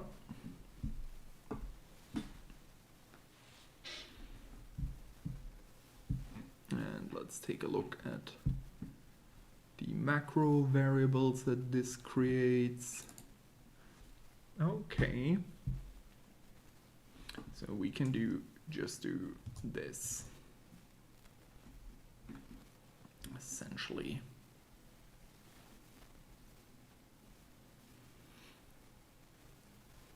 So instead of, let's go to the last one. Instead of this piece, we say our macro variable. Then we have the params table. This is the properties. And then of that, and we also need to replace this here. And then we have the final one, which is the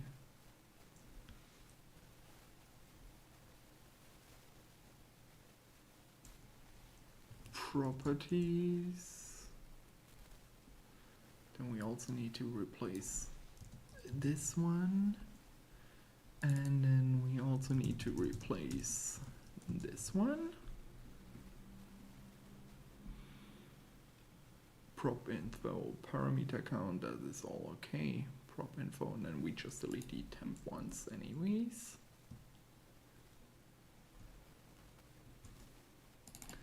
Do we have this one deleted? Yes. Oh, we deleted twice. We don't need to do.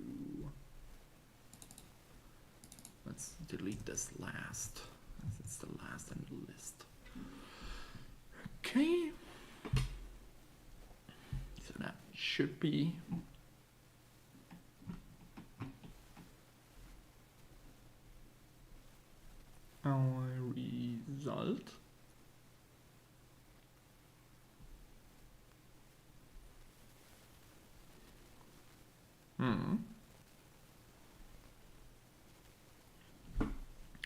So now we could think about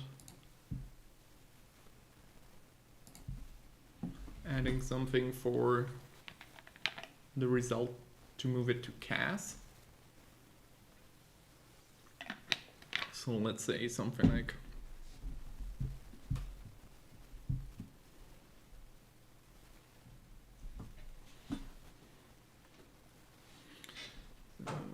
what can we do here? Nothing really. So we could have a section results in result tables in CAS, and then we could say, okay, checkbox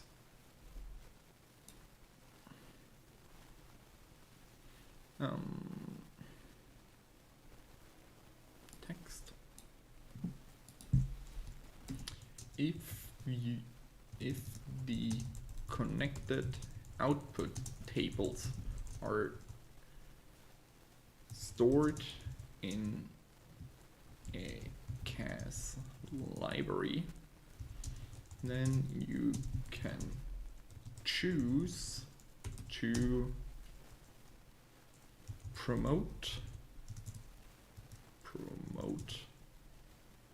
and or save the result to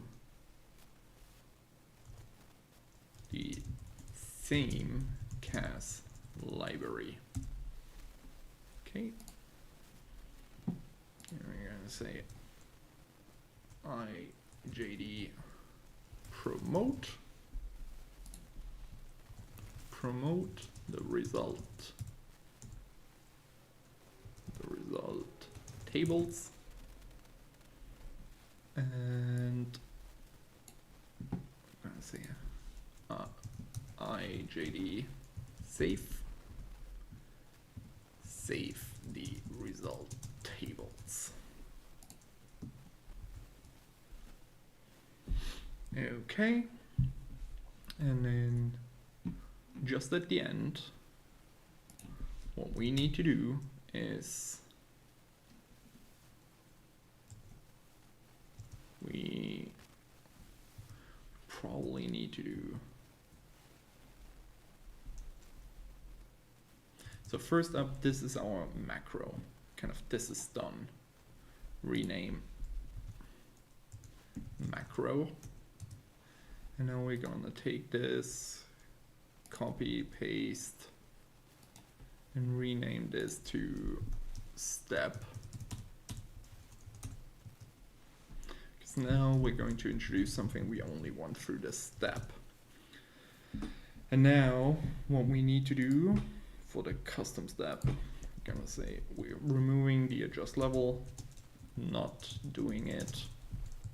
We have done that. We have done that. About page, done. So now we have CAS promotion and save. For the CAS promotion, what do we need? First up, check the result table engine, and we should check all three.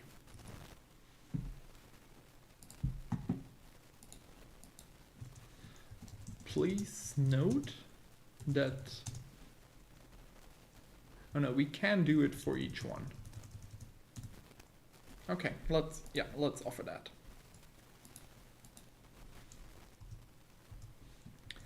If one of the tables is not stored in CAS, then it will be skipped by this process. Meaning you can do partial things. check the result, all three. Second, check CAS library. Name. Okay, let us do that real quick. We're gonna launch here.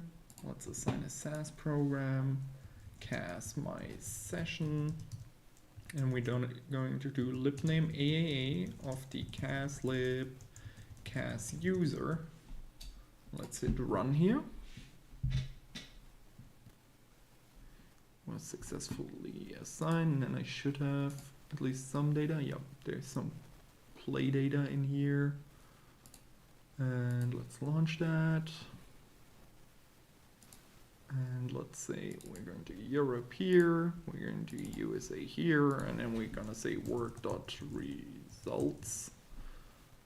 And let's just hit all of them. Let's take a look what we get. Oh wait, they are global. So we have the engine with, so we need to check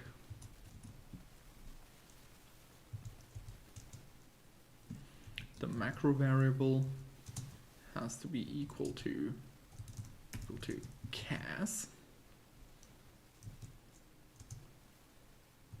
And then the issue now is that that library is of course not the true name of that CAS library, because it's actually CAS user, so we have to get that piece. So let's close out some stuff here. We can again steal that. Oh no, we can get this from the CodeGen snippets, and then retrieving caslib associated with libname engine. And we can see the issue described up here. And this is our piece that we want. So we want, what's the variable called? Lib. We are going to reassign lib to lib.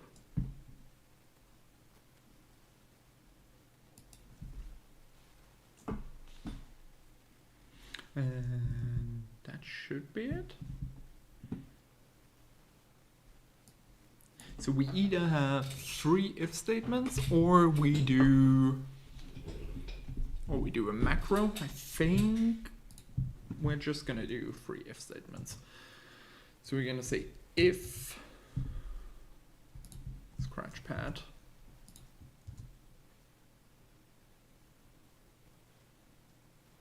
then do that proc data set is unnecessary. That load is also unnecessary. So what we need to do is first we're gonna grab this one. And let's clean this up a bit here. Add a line here. And then we're going to say proc cas util in cas lib is equal to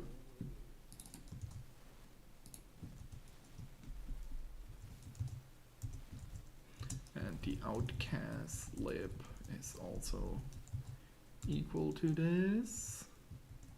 Whoops. And then we are going to say ooh, wait a second. We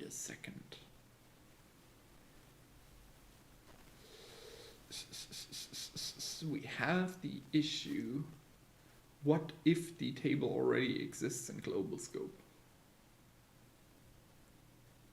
What if that table already exists in global scope? Then we have the issue, we can't just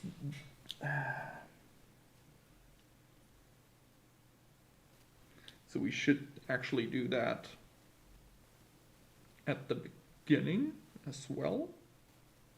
We can say, okay, let's finish this out. Drop table cas data is equal to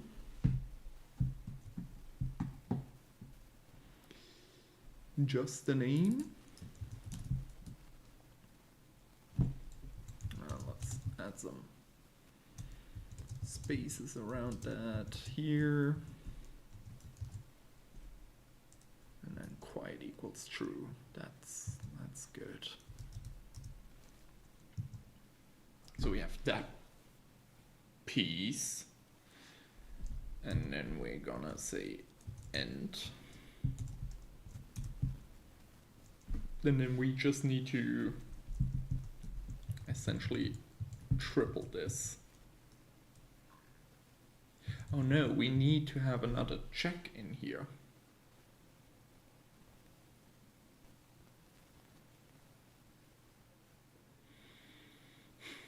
We need another check. Because we need to check if the user is equal to cas and let's think like that, and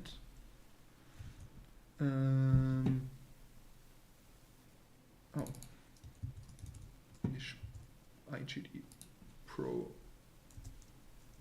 promote is equal to 1. I think we need to do that. Does that make sense? Then we need to drop it, but we can't overwrite this then, because this wouldn't be known to our here. So we're gonna say caslib, and then we need to say that here as well. And then in this piece we're gonna clean up. We're gonna simdel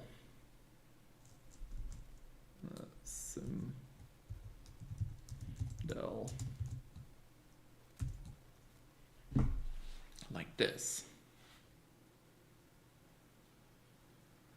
Yeah. Yep.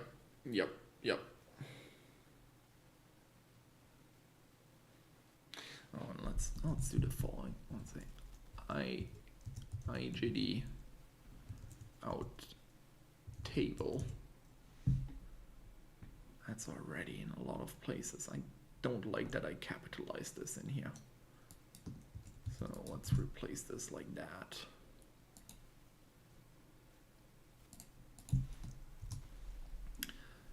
Everything else stays the same. Then we're calling this engine.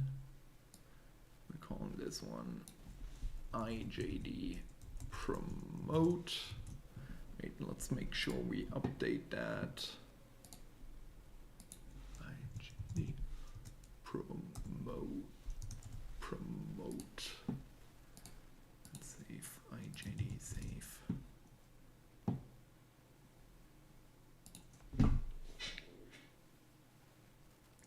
To 1. And then we just need to lowercase this one.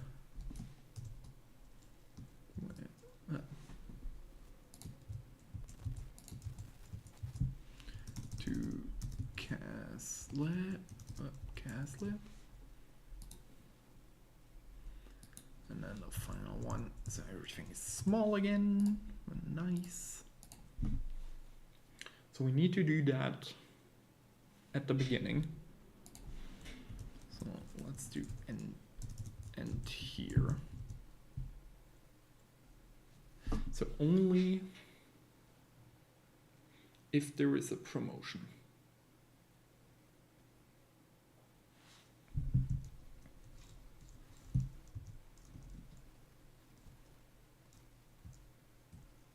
And let's just double this up. this is 2 and 3 and 3 and 2 and 2 and 2, and this should be name, and you should be name. Oh no, we don't need cast lib because we, yeah, oh no, we are fine with lib. That makes it easier. Let's do that. Let's stick with lib, then we don't need to delete it because then it's auto deleted by the cleanup step. Just way nicer. Then we don't have to do the work. And we like not doing work. So we have 3 now.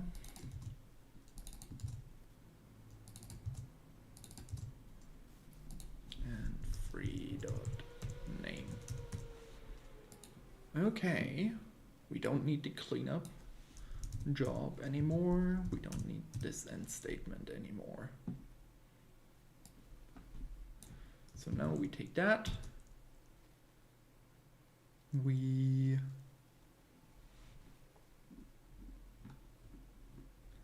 drop that piece before we go here.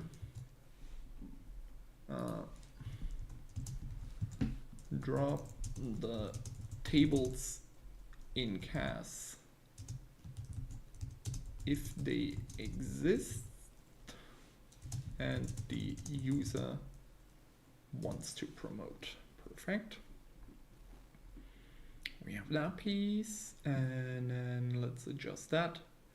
We are just going to say CAS. We don't care about the promotion piece here anymore, and we don't care about that piece anymore.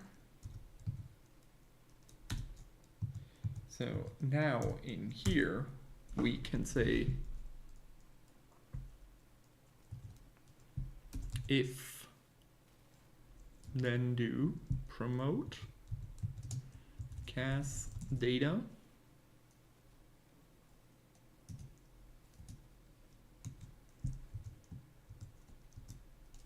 and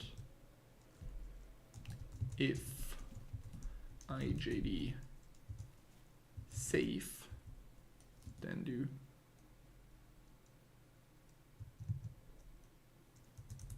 we're gonna keep the same name, and we're gonna say replace equals true, and then we're going to say end.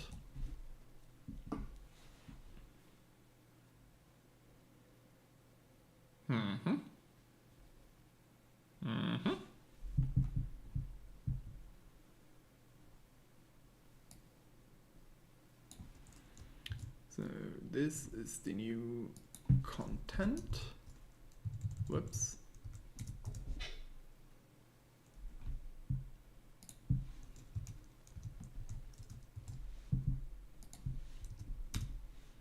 We don't need you anymore. And we don't need you anymore. We don't need this let statement. We don't need this let statement. Now we just need to adjust you to 2 and you to 3.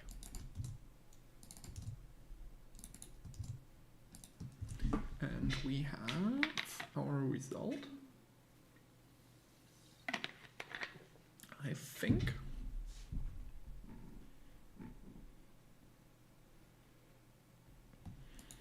Oh, let's try that.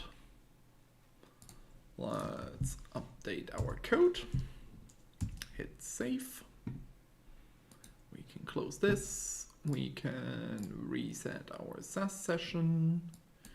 We can go in here. We can hit run. Now we're gonna launch this, we're gonna promote and save.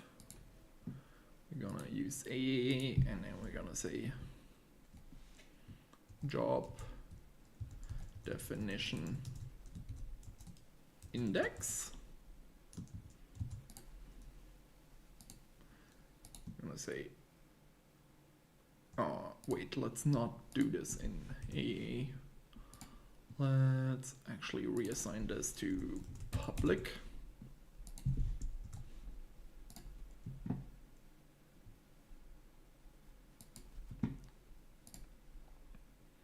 Public job definition index,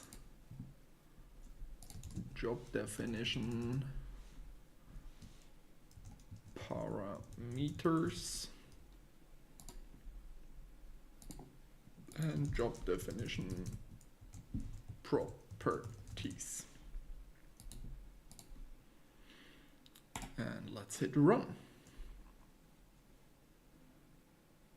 There's the first API request that we have through. So this should be done. This should be done. This should be done. And that would mean this piece is done, and then we only have to finalize it for a VA report. See, we still don't have any errors. That's perfect. Now, okay, it's still running through the loop for sure. Yep.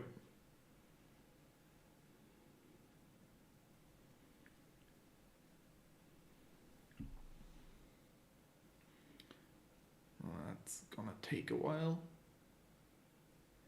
Expecting an in-cast lib.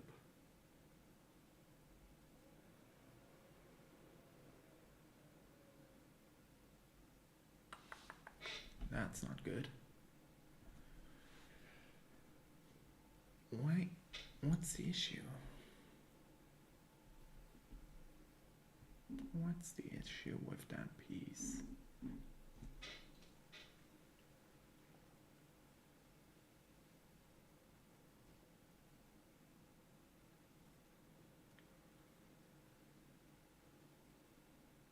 Okay, we don't need an outcast like there for sure. So we can remove that piece. Oops, it's after the macro, so let's toggle that. We don't need an outcast lib here. Well, let's remove that. There is an incast lib. Does this not like this?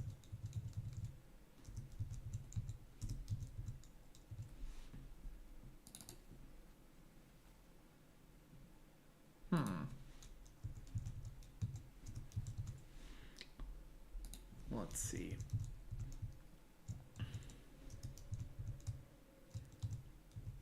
We'll check that. Okay.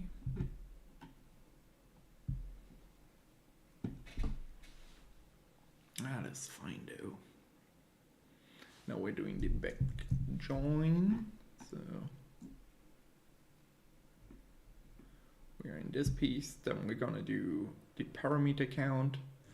Then we are going to get the properties, sorting it, condensing, it has JSON stuff, and then it will fail on these presumably again. Yep. Okay, there's also some nesting issue. Oh yeah, of course there is. Can't have two. Okay, so we need to have a small macro here. Macro IJD promote and save to CAS. We are going to amend this, and we're gonna put that all in one.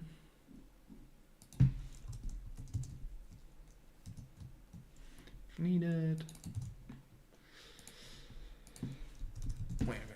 that here. And again, I know the semicolon is not required, but just looks nicer that way. Sys mac delete, and it doesn't hurt in this case, so it's fine.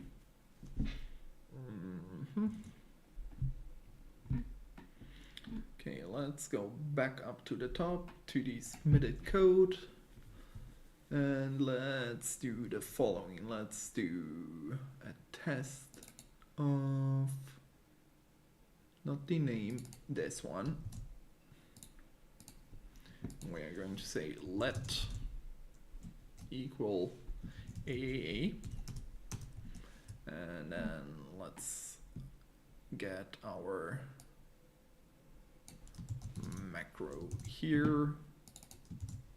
So we are going to say let this equal cas, and then we also need our third variable being called, what again? Job definition index. So let's see again, what was the issue here?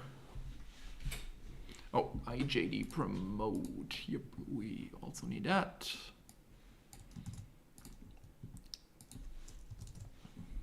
Let's run that again. Expecting an in-cas lib.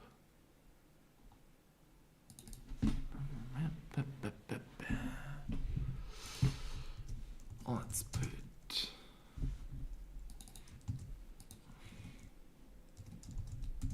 this here. It is public. So then this should be public.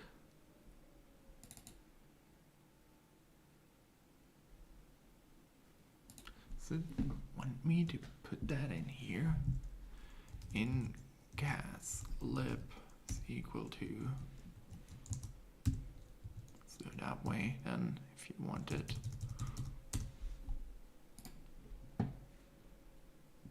expecting an in cas lib. What?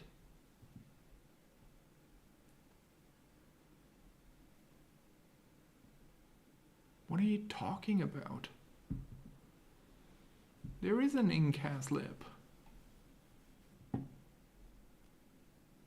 Why is it twice in that statement? Wait, let's remove this. Drop table in cas lab. I don't know.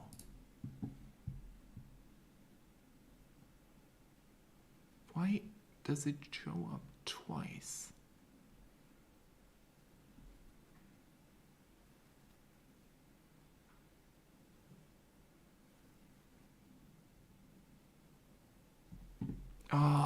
It's not quite equals true, it's just quiet.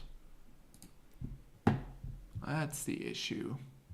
And then I'm assuming this is also fine.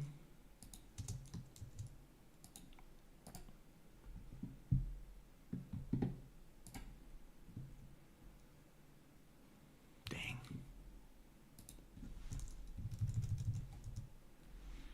So then, oh wait. Yeah, we can add back in our pieces.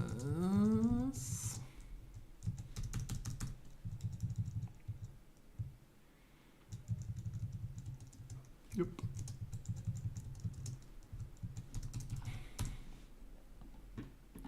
Do we put a replace equals true? Yeah, it's just replace. Code completion can lure you into traps. Okay, let's take that. Let's remove you. Let's replace this code. Let's reset the SAS session. Let's reassign. No. Yeah. Okay. And let's run.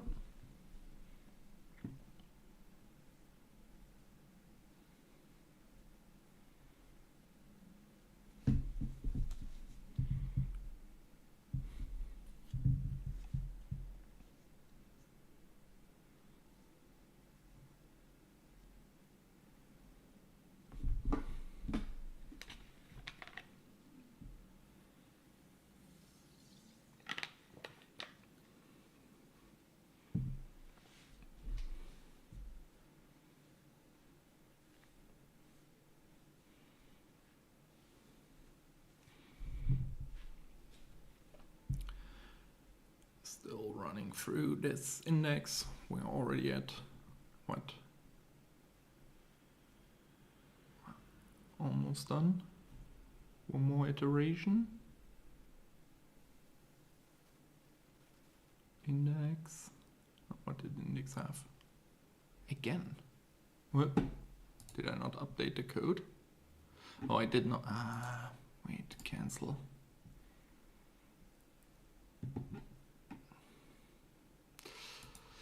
I didn't refresh the UI.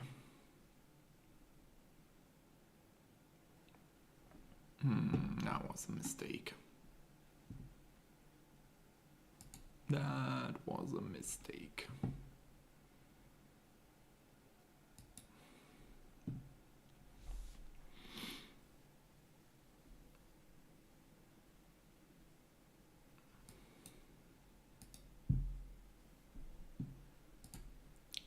Let's reset our session here. This one doesn't have the true statements anymore. Yeah, so let's hit launch again. Let's... Oh.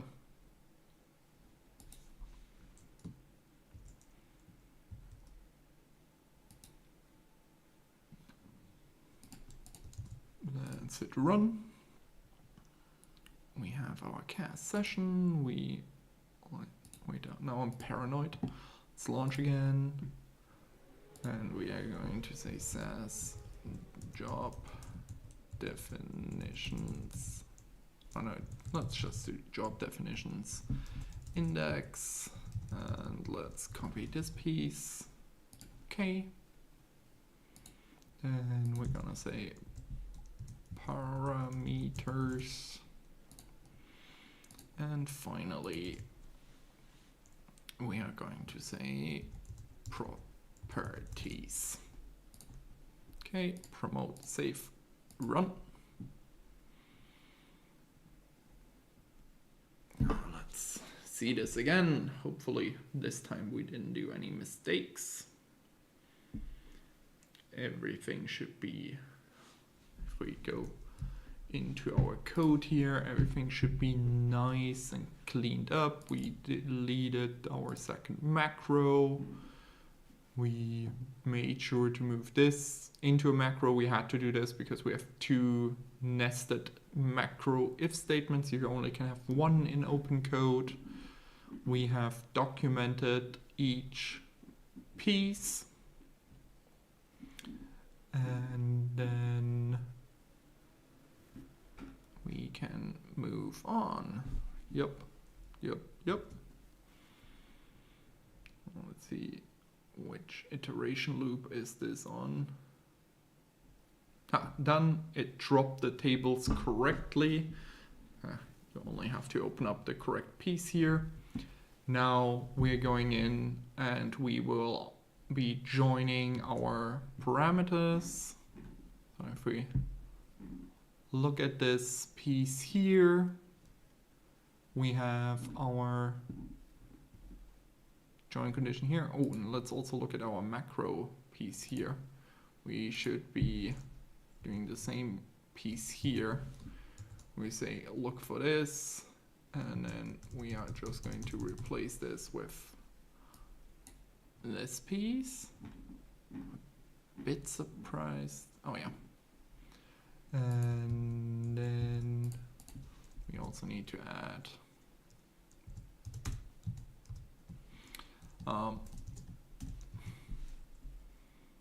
specify the output table for job definition index. Let one equal work dot job definition index. Specify the for the parameters. Perfect. And finally properties and properties. So we forgot to do that, so that people would get this piece. We have the step code. We are still joining all of those parameters. is taking quite a while. Then we are going to be doing the grouping, selecting how many we have so that we can join that back as information. We initially said we didn't care, but we can take that. Then we do the ID piece, we do the prop info, we join all of that together for the index table, optionally promote and save to SAS, and then we do a final cleanup round. And yeah, this is quite something. This runs very smoothly, in my opinion. We can quite easily run through hundreds, if not thousands, of these job definitions in a single environment. Sure, it's gonna take a while, but you could almost schedule this, start to introduce additional fields into the output table afterwards to do things like analysis on how many new tables. Oh, we can do that in the VA report. We can see how many jobs you have for a certain day. Whoops. Oh, that would still work. Statement in front of one of them. Let's see, where is that? There's no work here. There's no work here. There is work statements here. Is it just one? Yep. But that of course screws everything up. Yep. Okay. Let's just make sure there's no work in front of any of those. It's this one. It's the temp one. That's fine. Yep. Okay. Let's go back in here. Update this. Let's just reset our SAS session. Let's regain our SAS connection. We're gonna launch here, promote and save so we don't forget. AAA, job definition index, and we want to grab that. We are going to say job definition parameters and job definition properties. And let's run that. And I'm gonna give this a moment, so I'll be right back.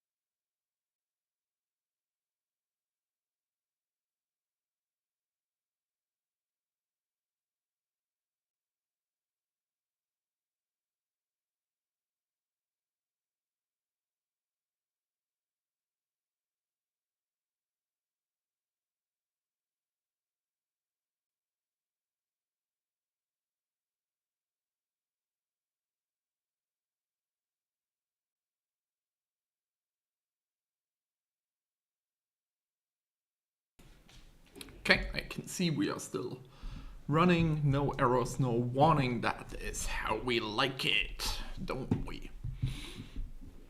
This is awesome. Okay, we can close this out. We updated this piece. We no longer care about that piece. And let's see, do we have anything else in our scratch pad? We have to go to this piece. We've done all of that stuff. We've done all of that stuff. We no longer need this ID. That was just a test. Okay.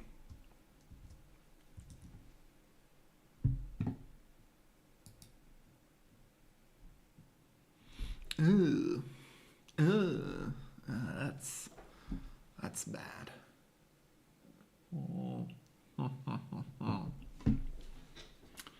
Let's think about that for a second.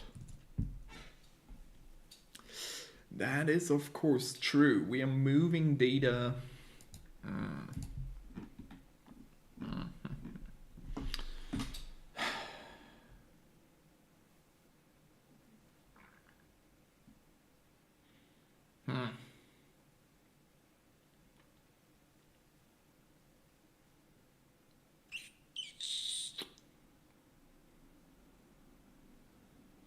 Let's do that.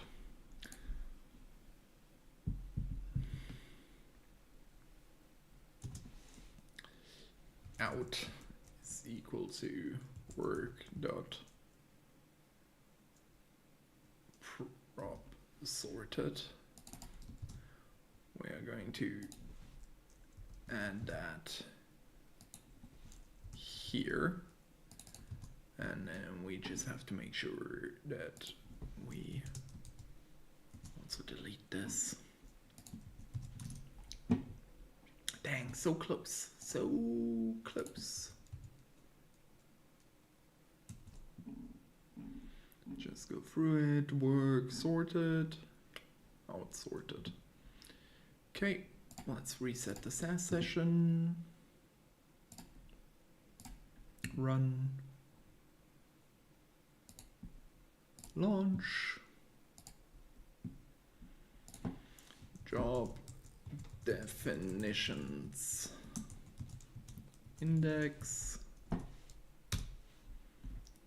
Job definition parameters. And then job definition properties. Promote, save, run.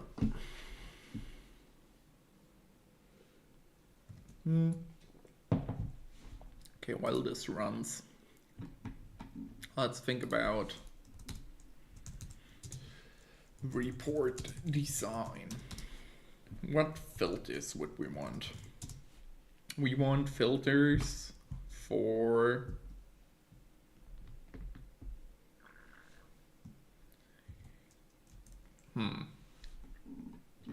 we have a lot of these things, right? So maybe we have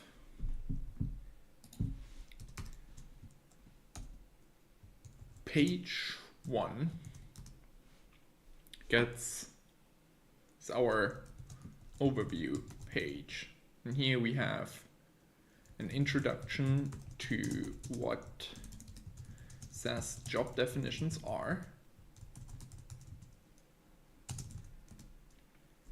Then we have total number of job definitions in environment.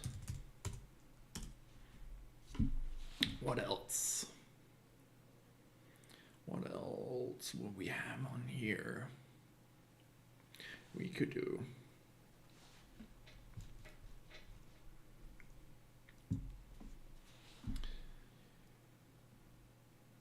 what else could we do?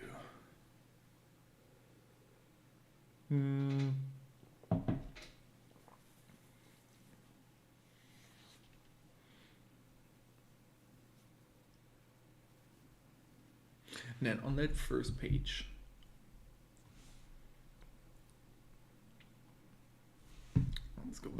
here.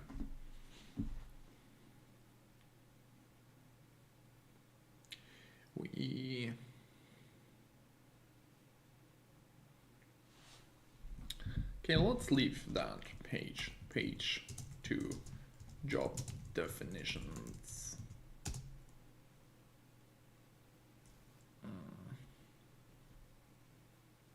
Details.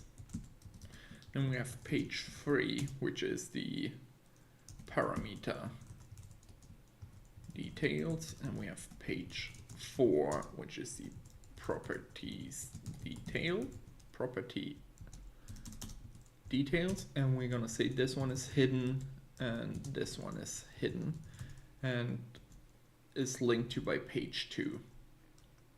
And here we want to have a lot of filter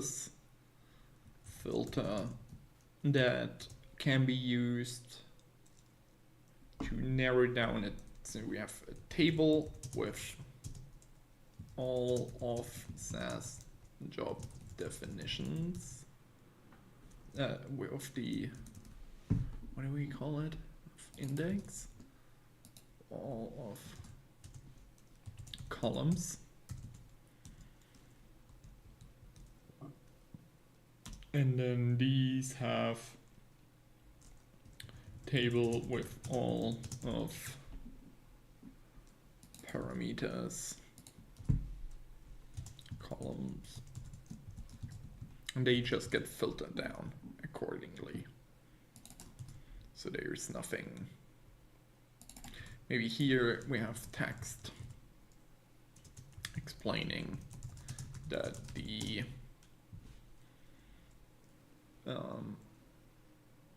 prompts and forms code is not saved.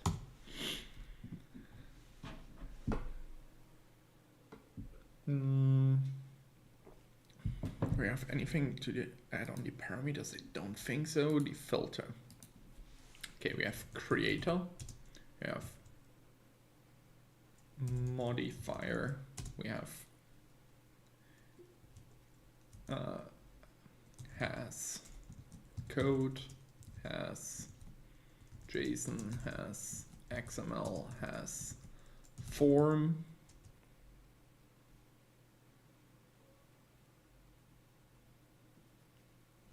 we could also do here like a timeline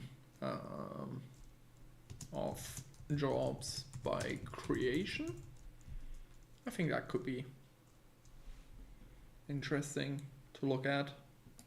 We don't need that filter anymore. Creator modifier has code, and then maybe creation and modification timestamp. Let's do that as well. I think that's fine. That should be a good report. We're done. Everything is up and running. Nice. Our custom step is all done. So let's go explore and visualize. New report. And data. And we are gonna search for job defi. We're gonna start out with our index.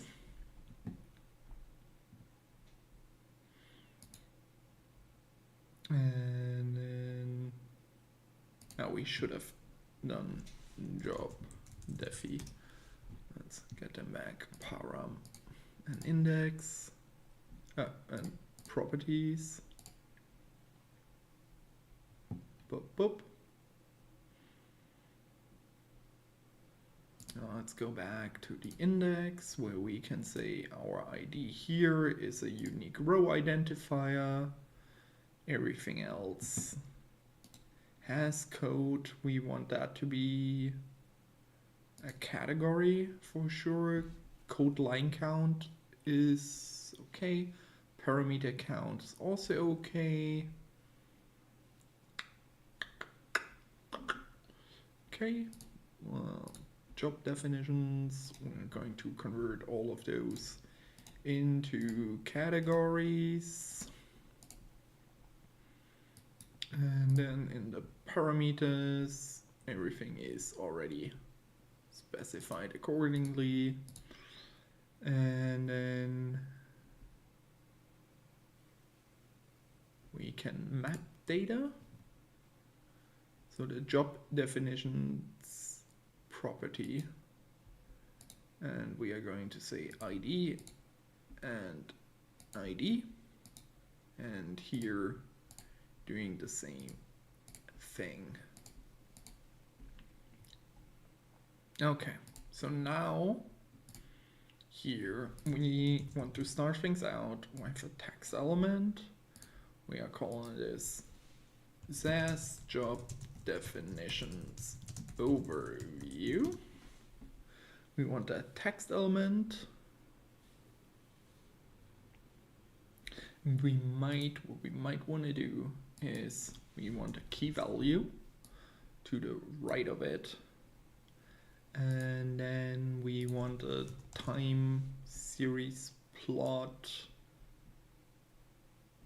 underneath here, sort of like that.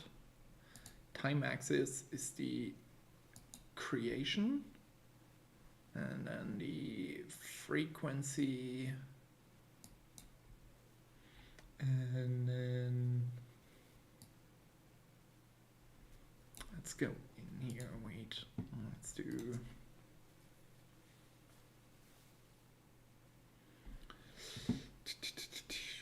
new date hierarchy,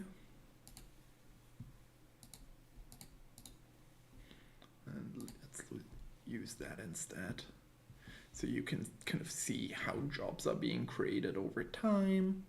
You can then drill into the specific year or even month and see how that's playing out, which is a lot more fun, I think. Yeah, I think that's good.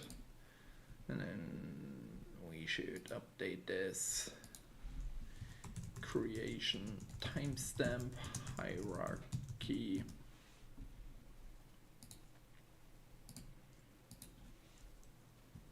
Creation timestamp.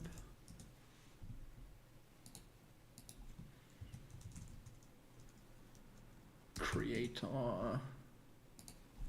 Let's do description has code, has HTML form, has JSON prompt, and has XML prompt. I'm gonna leave the ID modifier,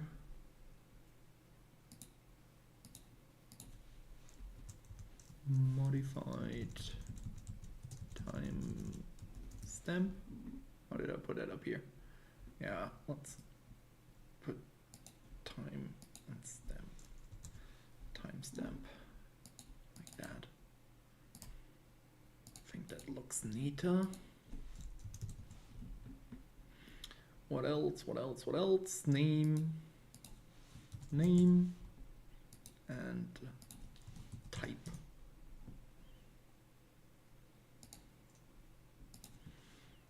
Code lines,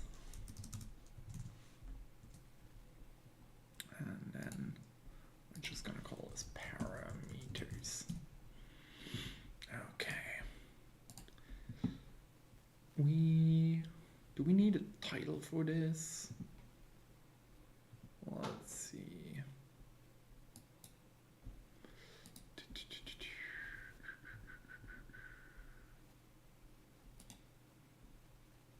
Edit.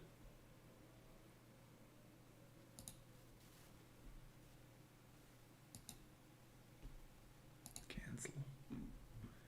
Wait, let's remove. Wait, let's save the name. Whatever.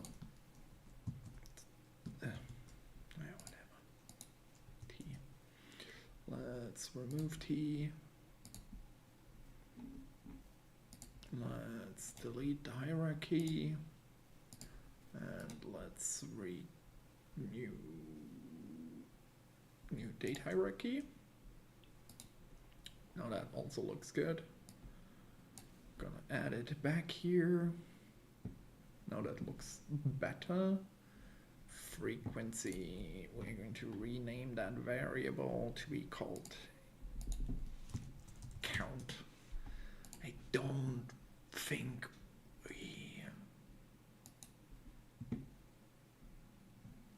we need a title for this. No title. Oh, wait, here, no title. And I don't think we need the y-axis. I think that is fine to not have. Yeah, just gives it a bit more space.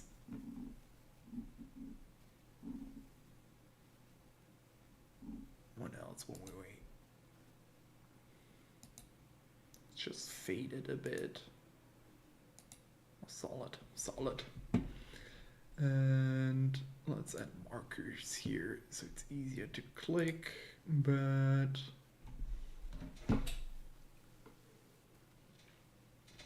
let's do bestagons.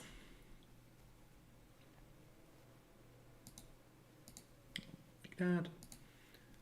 Maybe let's make them pink. You can even see that on one. Nah, I don't think I like that. Do I like that? No, I don't like that. Okay, perfect. So then the measure is the count. And we don't want to abbreviate this number. And then we don't want the measure label. Instead, we are going to put a custom title in here. Number of SAS job definitions in the environment. Let's make this bold. Let's make this a lot bigger. Let's center this text, and let's also move this up here. And then maybe we put this here and we move that piece here. And then we make this text a lot bigger. SAS job definitions. Let's see how the SAS job definitions.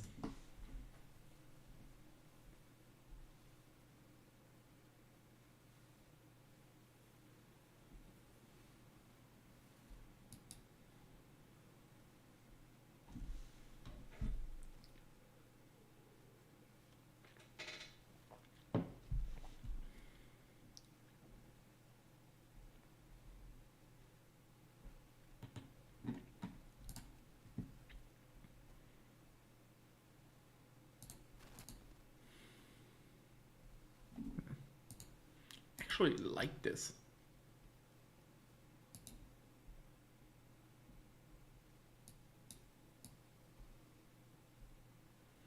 Should run including parameters.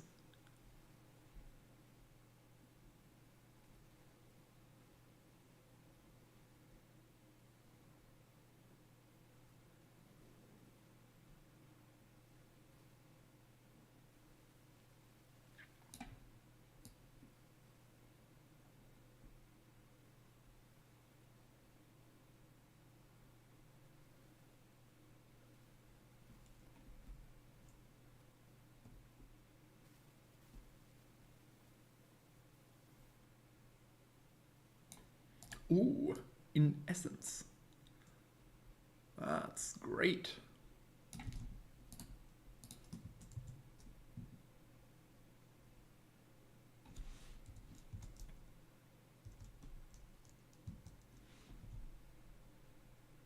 A reusable interactive application or service.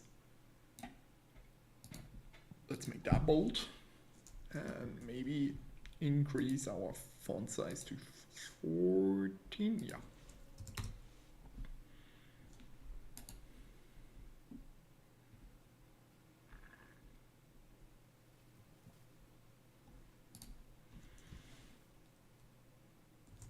Job definitions, SAS job definitions,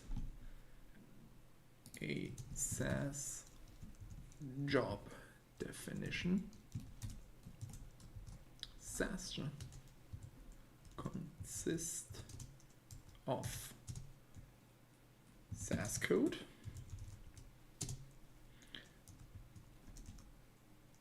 parameters that change the runtime behavior of the code, an optional front end,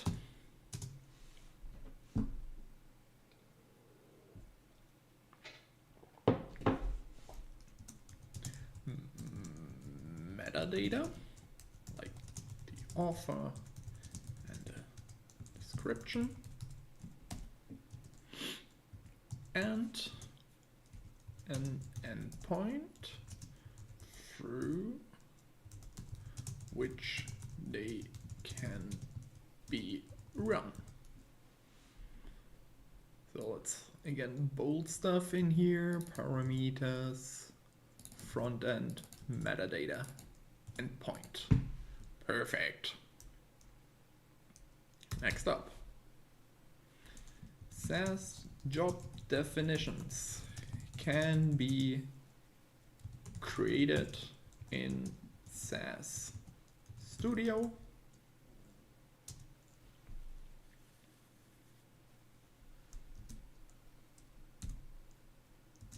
or the SAS job execution application.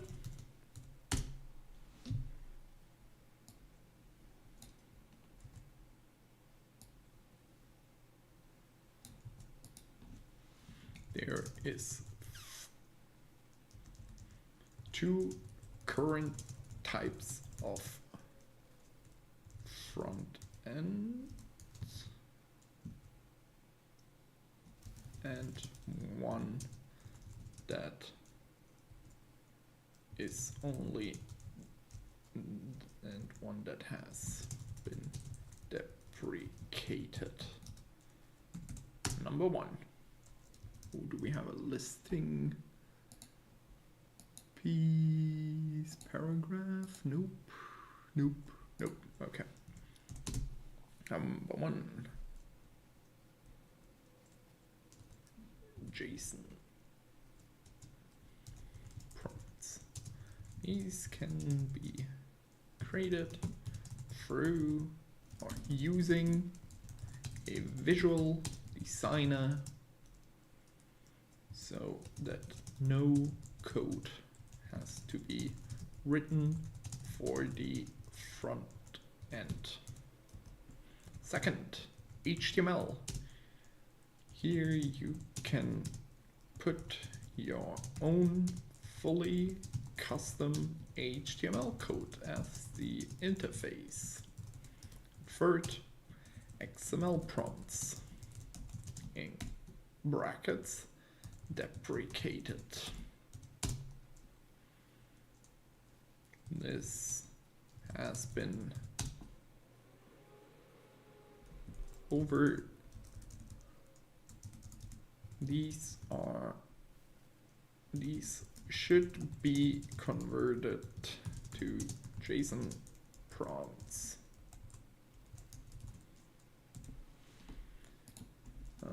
SAS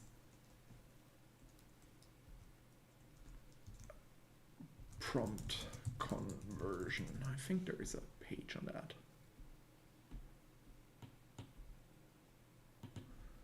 Let's see in the documentation.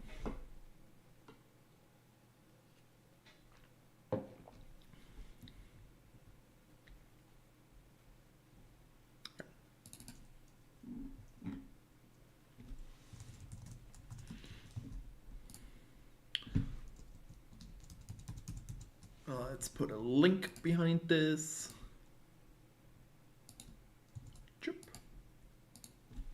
So that people can follow up on that.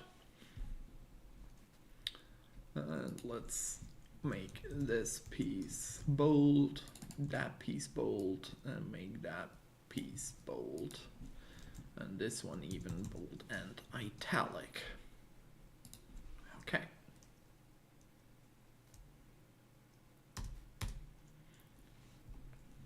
SAS job definitions can be used in SAS Studio, SAS Visual Analytics, custom web applications, Word and Excel through the SAS for Microsoft 365 add-in and through the SAS job execution application. Okay, I think with that we have a pretty good intro text. Let's just add one final piece in here. Table modified.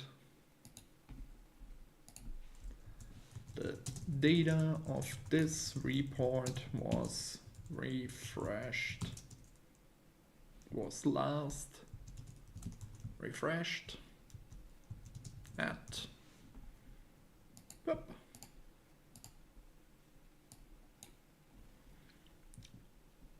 perfect.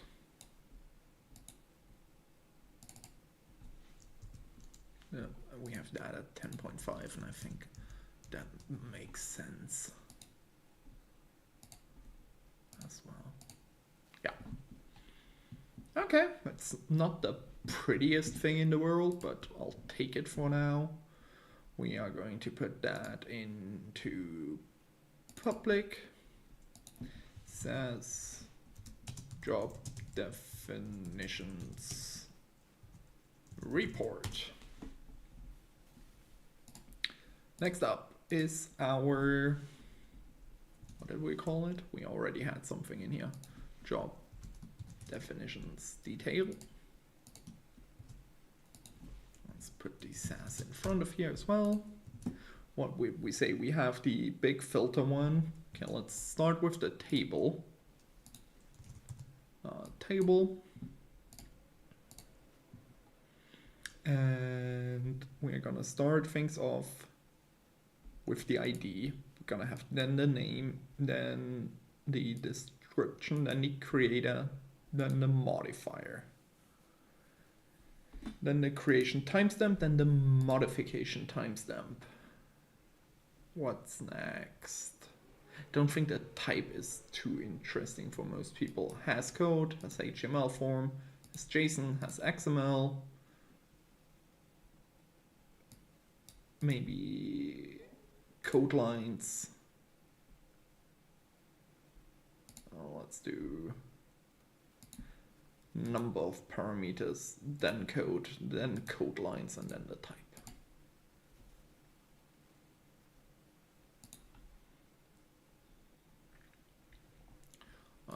Let's just make that. We can leave the ID small, that's fine.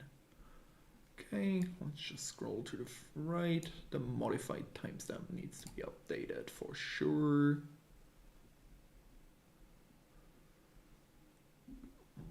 Modified timestamp. that, and maybe let's just do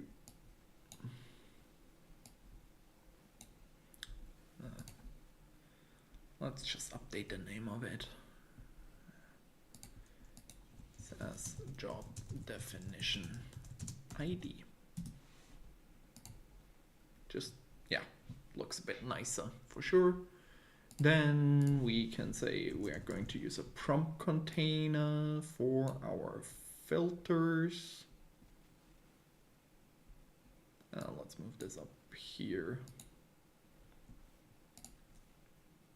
Or, doesn't make sense. So we had quite a bunch. Let's see. Maybe we don't need a prompt container for this. Let's just go to the controls. The creator definitely needs a drop down. Ooh, maybe a measure here is cool to see how many the person created. Then let's duplicate that, but move to modifier. What's next? Creation timestamp. Let's do a slider for that. Yeah, it's quite big. Maybe for that, for the creation. Yeah, let's do a prompt container for that. Let's remove that. Let's do a prompt container here. And then let's pull in our slider. We're gonna say creation timestamp, and the title is creation timestamp, and then we're gonna duplicate. And for the second one, we are going to say modified. And then custom title is gonna be time stamp filters. Timestamp filter.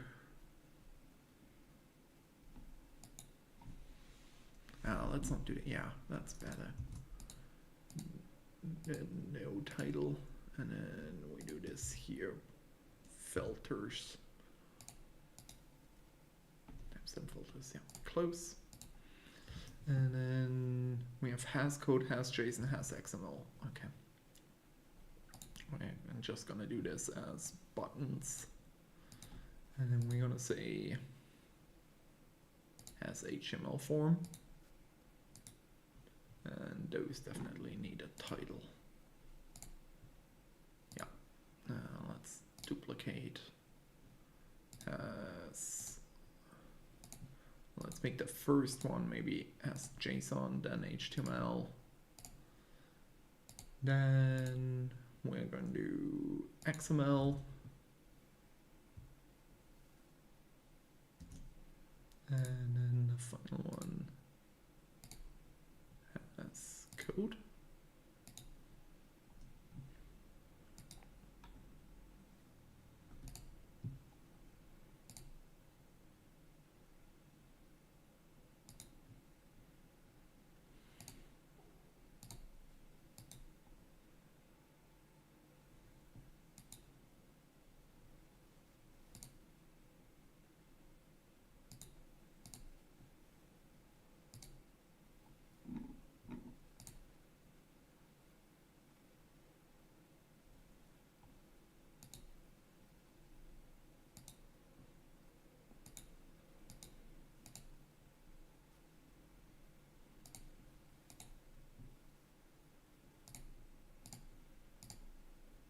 Okay, let's clear out all filters. Let's save this. Let's go to our third page, and we are going to rename that to parameter details. Parameter details. And this one is hidden. And then we're going to go to parameters and just bring them in here. Yeah, we need to default value SAS job definition ID is required label name and type. And let's also reorganize this name label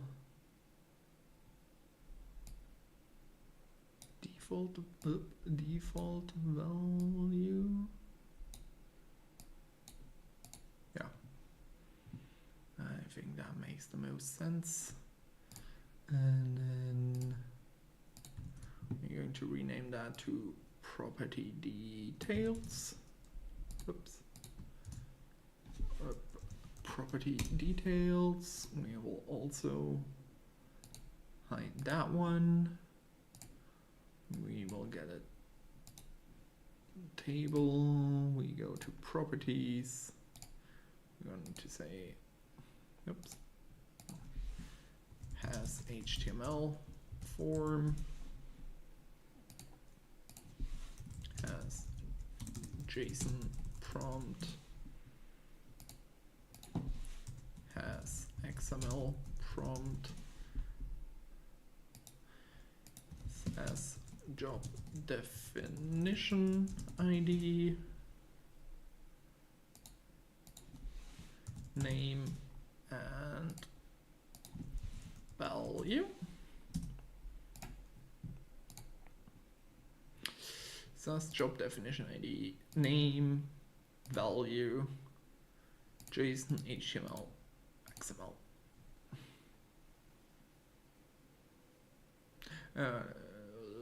Let's leave those off actually. We don't need them. And then we wanted to have a text element top.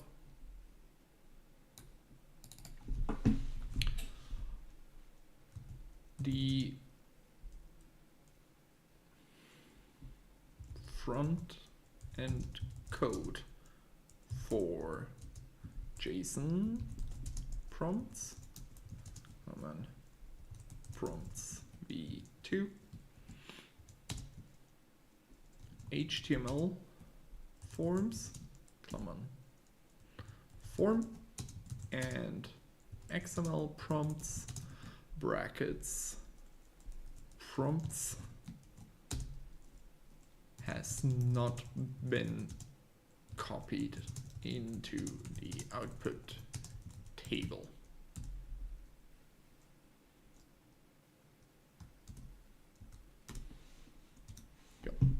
Let's leave it like that. Let's hit save here. Let's go back here. And let's link this to parameter details and property details. And now let's go into our view.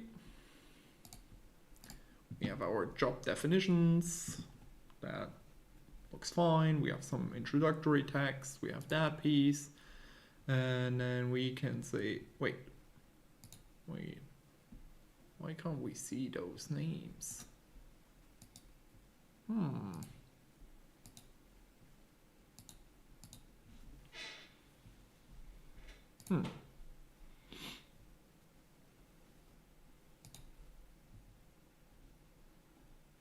then the property details, boom, code not copied. See all the properties. I can go back and say parameter, boom, I see everything. And thus we created an end-to-end process of monitoring everything. So we have this one done. Let's just check everything off. Done, done, done. And thus we are done. So I'm gonna wrap it up here. I'm gonna publish all of that stuff. It's gonna be available on the SAS Studio custom step repository and also as an introduction on the SAS Viya guide. I am going to put this here on the guides in the custom steps one, where we will just have like a scratch pad with all of the notes and content that we created alongside here as well. Okay, thank you for watching and see you next time. Bye bye.